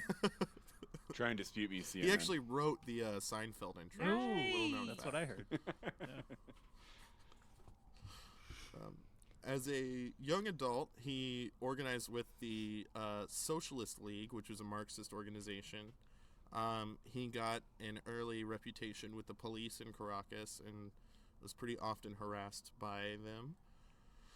In 1991, he began driving a bus in Caracas Metro, and he was quickly elected as a union representative and ended up heading the union. He worked there for 7 years until Chavez was elected. As I mentioned earlier, he met Chavez in jail, where he was given a nickname, and he began to help organize with him after he was freed in '94, helping with the formation of the Fifth Republic movement. He was elected to the Constitutional National Assembly in '99, then the National Assembly in 2000. He was elected the National Assembly president in 2006, but he resigned to be Chavez's foreign minister that same year. And he ended up being the vice president in 2012, shortly before Chavez died. His wife was also president of the National Assembly after Maduro resigned in 2006. She was the Attorney General in 2012 until Chavez died, and was at one point, I couldn't find the year anywhere, but was vice president of the United Socialist Party in Venezuela. His government donated, just to get a little more of the good stuff out of the way before we get into the pulling out the hair coup attempt section. His government donated $5 million to Hurricane Harvey victims in Texas and Louisiana, which happened less than a week after a new round of sanctions by the Trump administration. Hooray. And also donated 50,000 barrels of oil to Puerto Rico after Hurricane Maria. So The U.S. sent paper towels. Which, yeah, Trump threw out some paper towels. they sat on a tarmac at an airport for several months. So, yeah. very useful. Yeah, Venezuelans know what it's like to be a client state of the United States, and I think Damn. so. In 2015, so he's elected president in officially in 2013 or 14, I forget. And in 2015 there were National Assembly elections, which the opposition won the majority in, which was 109 out of 167 seats. So here we start getting into some fuckery where there's all these reports of like, oh, Maduro dissolved the National Assembly because he's a dictator. He wants to rule like one man. What actually happened is that in these elections, there were four elected members who were flagged for buying votes in a rural state in Venezuela. And the Supreme Court was like, hey, they need to step down while we investigate this, whatever happened in this state. So there was one pro-government legislator who immediately stepped down, and then three opposition legislators who were like, nah, we'll just go ahead and be in the National Assembly. They were kicked out of the National Assembly in January of 2016, but the opposition allowed them back in July, at which point the Supreme Court holds the National Assembly in contempt and won't recognize any of their legislation. And all that the opposition has to do is have these three members step down at which point they would still have a 106 seat out of 167 seat majority. They'd still have a majority. All these people need to do is step down for the Supreme Court to stop holding the National Assembly in contempt, but they don't do it, likely because they want to prove a point about how dictatorial the Maduro regime is. Cool. Yeah. And also, as I mentioned earlier, you hear a lot about how Maduro, quote unquote, rules by decree, which all that means is that the National Assembly has to vote on giving the president decree powers in Venezuela, and they are very specific. They involve directing programs and initiatives through the various cabinet ministries of the federal government, and they are limited in scope and limited in ability, but all you see in the media is, quote, ruling by decree, which makes it sound like a monarchy or something. Right. When it's, in fact, just an extremely distorted picture. Oh, I forgot to mention the 2014 protests. Sorry. So, in 2014, shortly after Maduro's elected to become president, a new political party or political alliance is formed called, the acronym is MUD in Spanish. I'm not going to elaborate on that because I think it's funny. It's led by a man named Leopoldo Lopez and a woman named Maria Corina Machado. My handwriting's really bad. And Machado supported and signed Carmona's decree dissolving all those governmental institutions in 2002 when he was briefly president. And she was a big voice in pushing for the 2004 recall vote as well. Her organization, called Sumate, received funding from the National Endowment for Democracy. So that's where she's coming from. Leopoldo Lopez was educated in the United States, first at a high school in New Jersey, then at college in Ohio, and eventually Harvard, of course. Of course. How much money did his parents pay to get him 2014, in? there's all sorts of media manipulation where,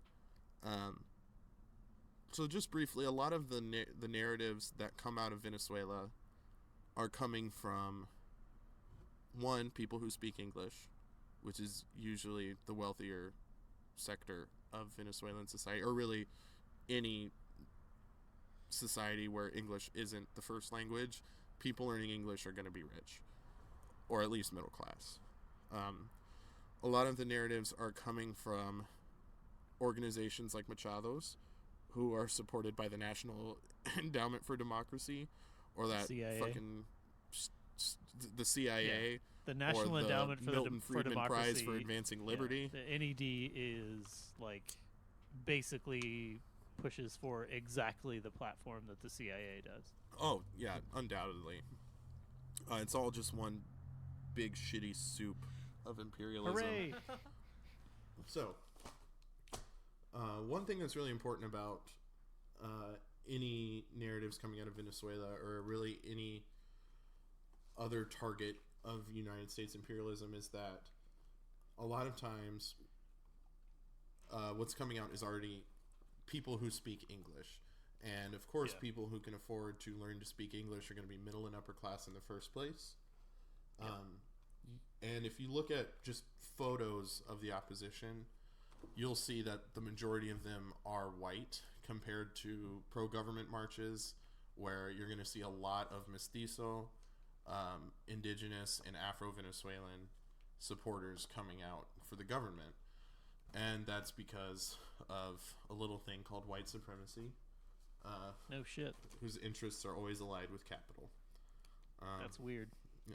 It's interesting how in a white supremacist capitalist world... Imagine that. Big thonk. I'm thonking a lot about this lately. So, during the 2014 protests, you have media manipulation showing deaths of pro-government supporters passed off as opposition supporters. You'll have the narrative ignored that the opposition is just wildly racist. I mean, they're dousing people in gasoline and setting them on fire. There's one famous case of a man named Orlando Figueroa, who was an Afro-Venezuelan man who was lit on fire while opposition protesters are screaming racial slurs at him and just letting him die on the street. And so obviously the government needs to crack down on these wildly racist bourgeois protests and arrest a bunch of people, including one of the leaders, Leopoldo Lopez, who's charged with arson, public incitement, and conspiracy for a specific 2014 rally where 3 ended up dead. He goes to jail very briefly, but is later sent to house arrest, where he is still to this day, which is just so dictatorial. And that's kind of where the 2014 protests were.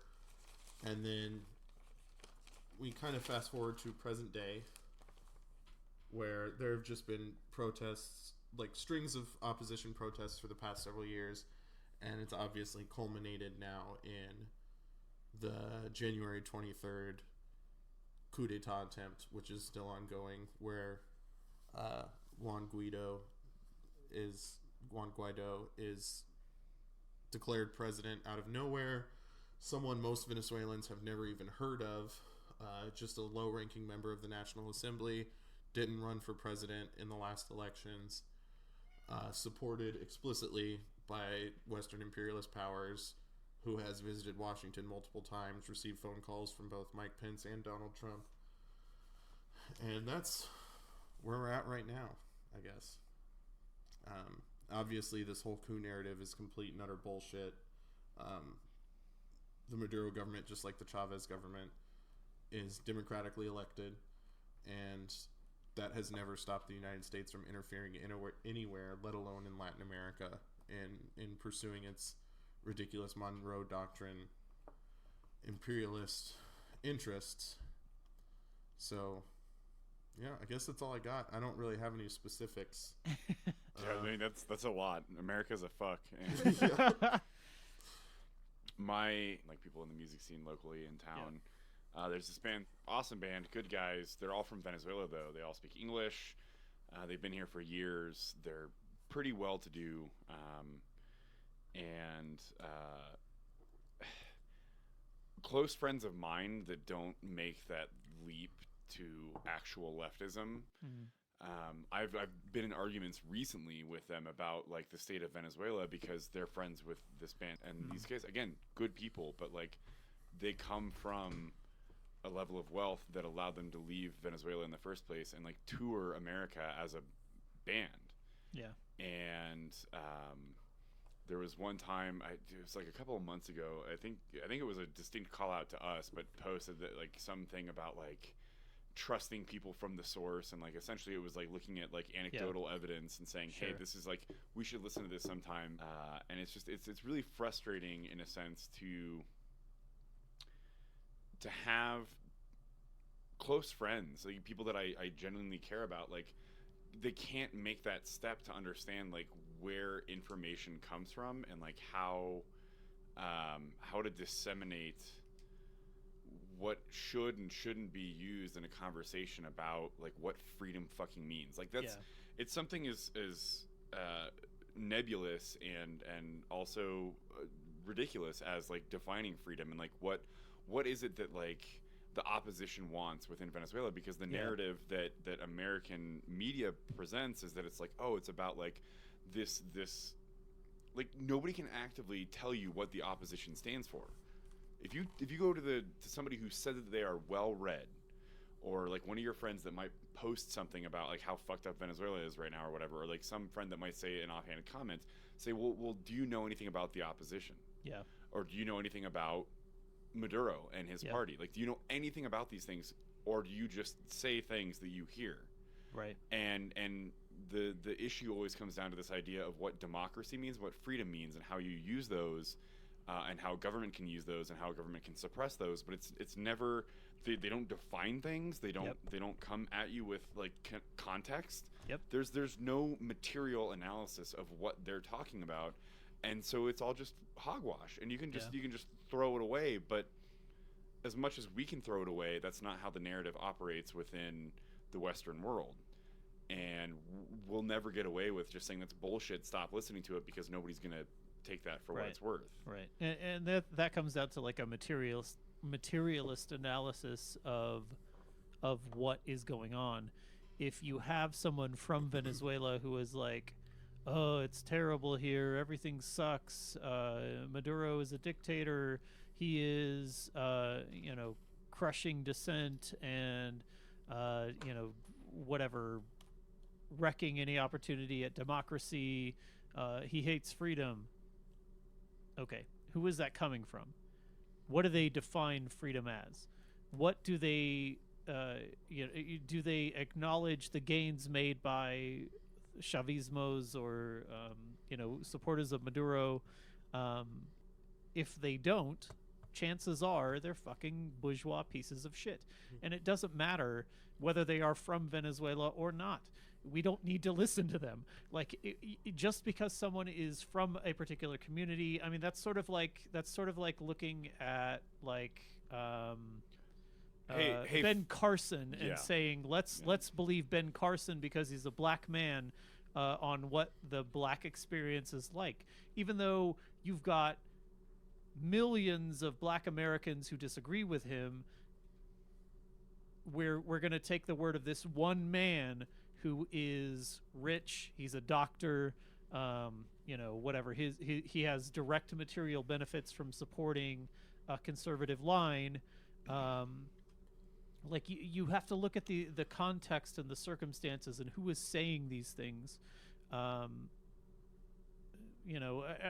think that's the danger of, we're not class reductionist by any fucking stretch of the goddamn imagination.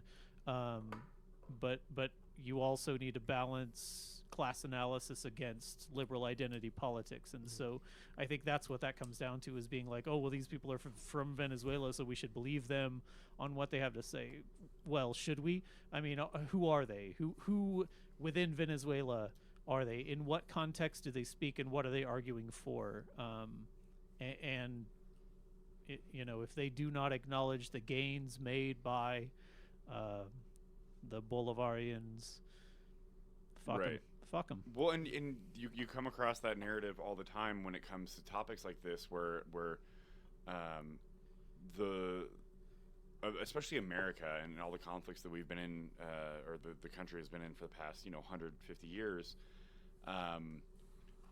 It's very easy to attach our nation's responsibility in world affairs to the people within countries that we do damage to that still side with us. Yeah. So you see, like, for a long time, the narrative that I was taught growing up, researching and studying the Vietnam War, was you got firsthand evidence from South Vietnamese people that were heavily tied to the government and had allegiances to both America or France or that. And it's the same thing that happens when we hear about like firsthand experiences from Venezuela, where it's like, oh, it's horrible down here, we can't get these things, we can't do these things. But then on the other hand, you see a video of like a bunch of like working class people reopening a factory that the opposition closed because they still privately own a lot of the food production. Yeah. Right. And like you see these differences, and it's like this is material, and this is hearsay, and one person exists in a class that like has benefits beyond what they let on when they're talking to you, and that's It just makes. Oh, go ahead. Sorry, I'm just gonna say it makes sense kind of with our discussion earlier about how America is very idealistic. Basically, it will look at things in a vacuum, listen to these accounts in a vacuum without understanding the wider, as Mark said, surrounding influences the bigger picture and how the environment influences the thing we're looking at. So it really tries to look at something in isolation without understanding the bigger picture, which is like what Americans love to do. Like, Yeah. oh, look, Yeah. this is a fact. Let's Yes. just go with this right away. So yeah. Right. And that's something that like I'm deeply interested in is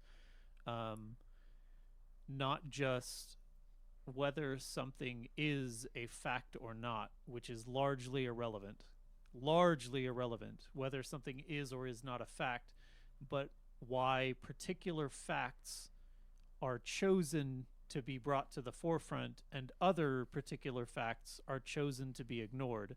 And that is 100% based on whatever ideology is dominant in the society in which the person who is choosing the facts presents them. Exactly. So, yeah, I mean, it's. I have a coworker who is Vietnamese, and his mother 100% blames the Vietnam War on Ho Chi Minh, and that's an amazingly hot take Yeah. because it ignores French imperialism. It ignores why Ho Chi Minh was doing what he was doing. It ignores the U.S. imperialist nature of the Vietnam War. It ignores John F. Kennedy's role in sending "quote unquote" advisors and resources to the South Vietnamese. It ignores all of that. And some people would have us say, well, we should listen to that one person because that person is from Vietnam. Right. Even though that person is, again, ignoring all of those things. So I don't know. I mean, it's difficult. It's really difficult. And it's hard because a lot of these takes that we want to listen to, we forget that they're within the context of American imperialism. Yeah. Like what they're subscribing to, what they've been trying to, cultivate themselves to fit into the society. And so it's hard to say, oh, listen to this legitimate, opinion. Yeah. We have to take it within the surrounding society that they live within. Yeah. Right. And it's, I don't think it's something that we should write off. Like, I don't think that, this person should be like, well, you don't know what you're talking about, because obviously she's from Vietnam. She fled here in the 70s. So fled, whatever.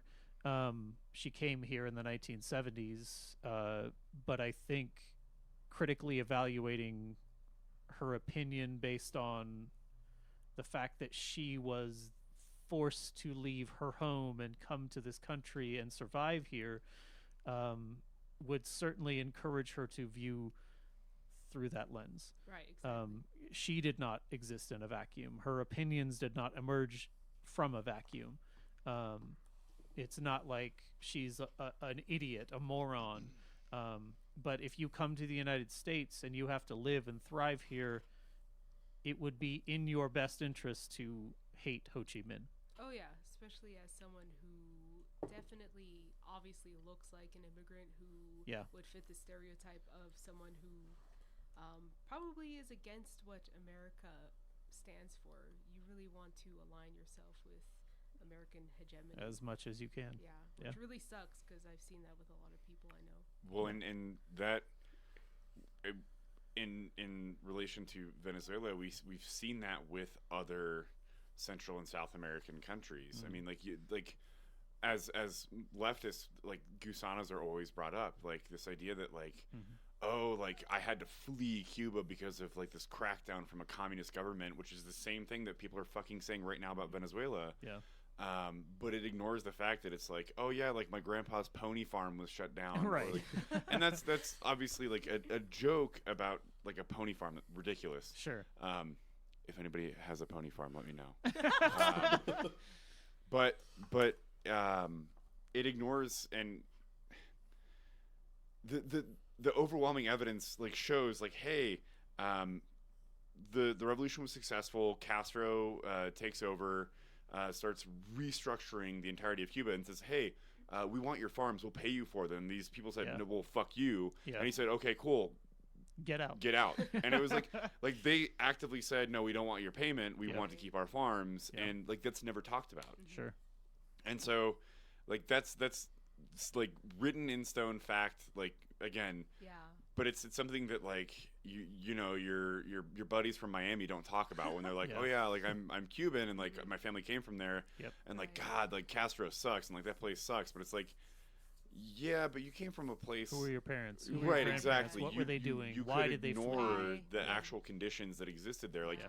the gangster Batista regime was good for your family. Yep. And that's why your family fled, and that's why Exactly. you are mad now. Weird. It's like Marx was on, the right He's on path. some shit. I know, for thinking about looking at things outside of a vacuum. Weird. All right, so I guess bringing this in at the end here, Ethan, Taylor, any kind of final words, anything you want to say? Just a quick message to Elliot Abrams. It's on site. Like, if I see you, we're fighting. Nice. Get fucked. Yeah, I don't know how to follow that up. Chavez is cool. Maduro's cool. Keep on keeping on. Guaido, Keep on. get out. Yeah, Get it. like Bolivarian socialism is the only true path that Venezuela has in front of them right now, and like anybody who disagrees can fuck off, and that's about it, I guess. I don't know. Woo. Big thumbs up. All right, so wanted to thank very much Ethan and Taylor for coming on to talk about the Bolivarian Revolution in Venezuela. Our sponsors, in spite of our shout out to OPEC, are generally our excellent fans on Patreon. We have too many to read each time now, but these are the new ones since our last recording.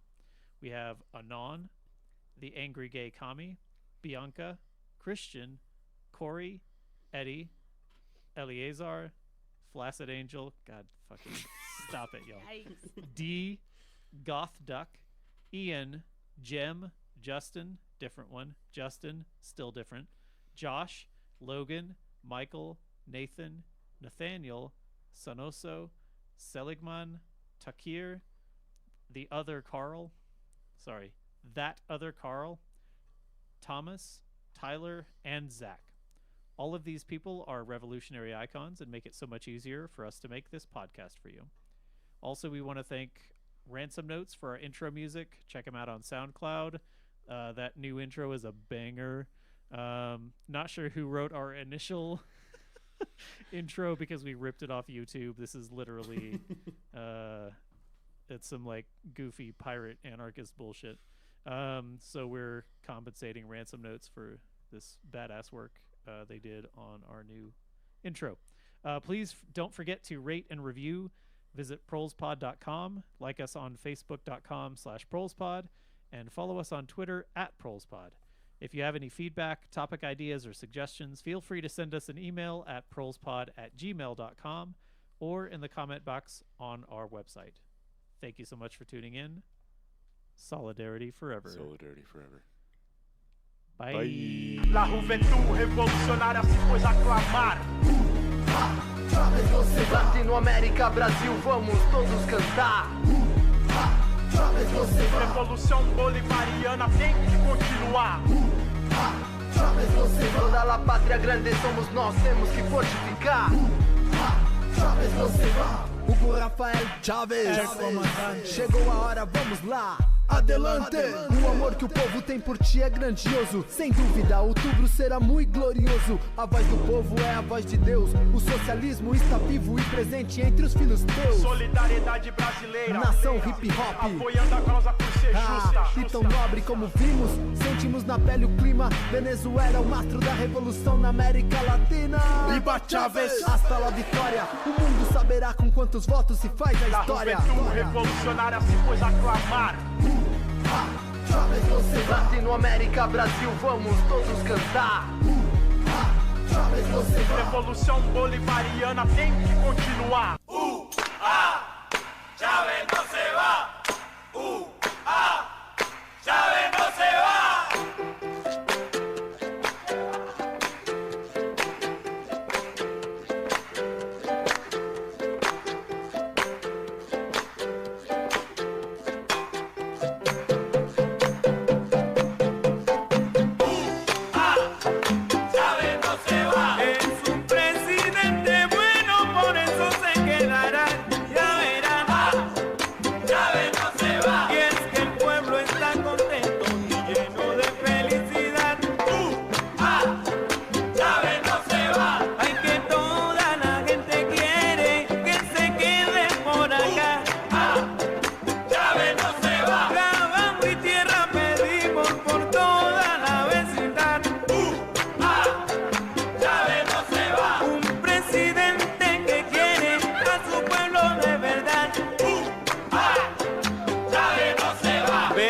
surgir en su lema para así vivir en paz.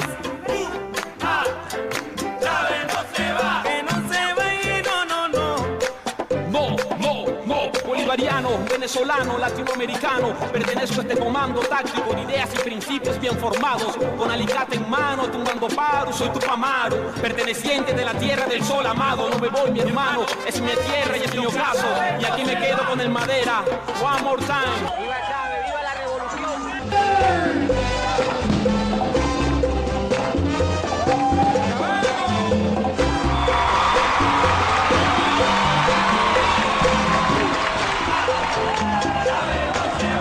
La ambición capitalista ciega.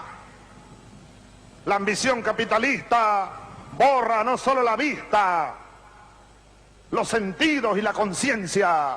Un pueblo ignorante, dijo Bolívar, es instrumento ciego de su propia destrucção. Ser cultos para ser libres. Um pueblo culto es um pueblo livre. Revolução adiante, através do alto-falante, toda a menção honrosa, Chávez, nosso comandante. Alerta, alerta, alerta que caminha, é o sonho de Bolívar por América Latina. Alerta, alerta, alerta que camina, la lucha estudiantil por América Latina. Tatuado na pele, pique Santa Ceia, sangue venezuelano agora tá na minha veia. Emocionei a conversar com uma futura professora. Chávez, estou contigo, essa luta não é à toa. Guárico não é refém da Espanha. O sonho de Bolívar pela América emana. Saúde, moradia, trabalho, educação. Chávez, tu és o comandante da nação. A juventude está contigo, rumo à nova era. América Latina agora é Venezuela, rumo à vitória, comandante. O Brasil está contigo, a vitória é nossa.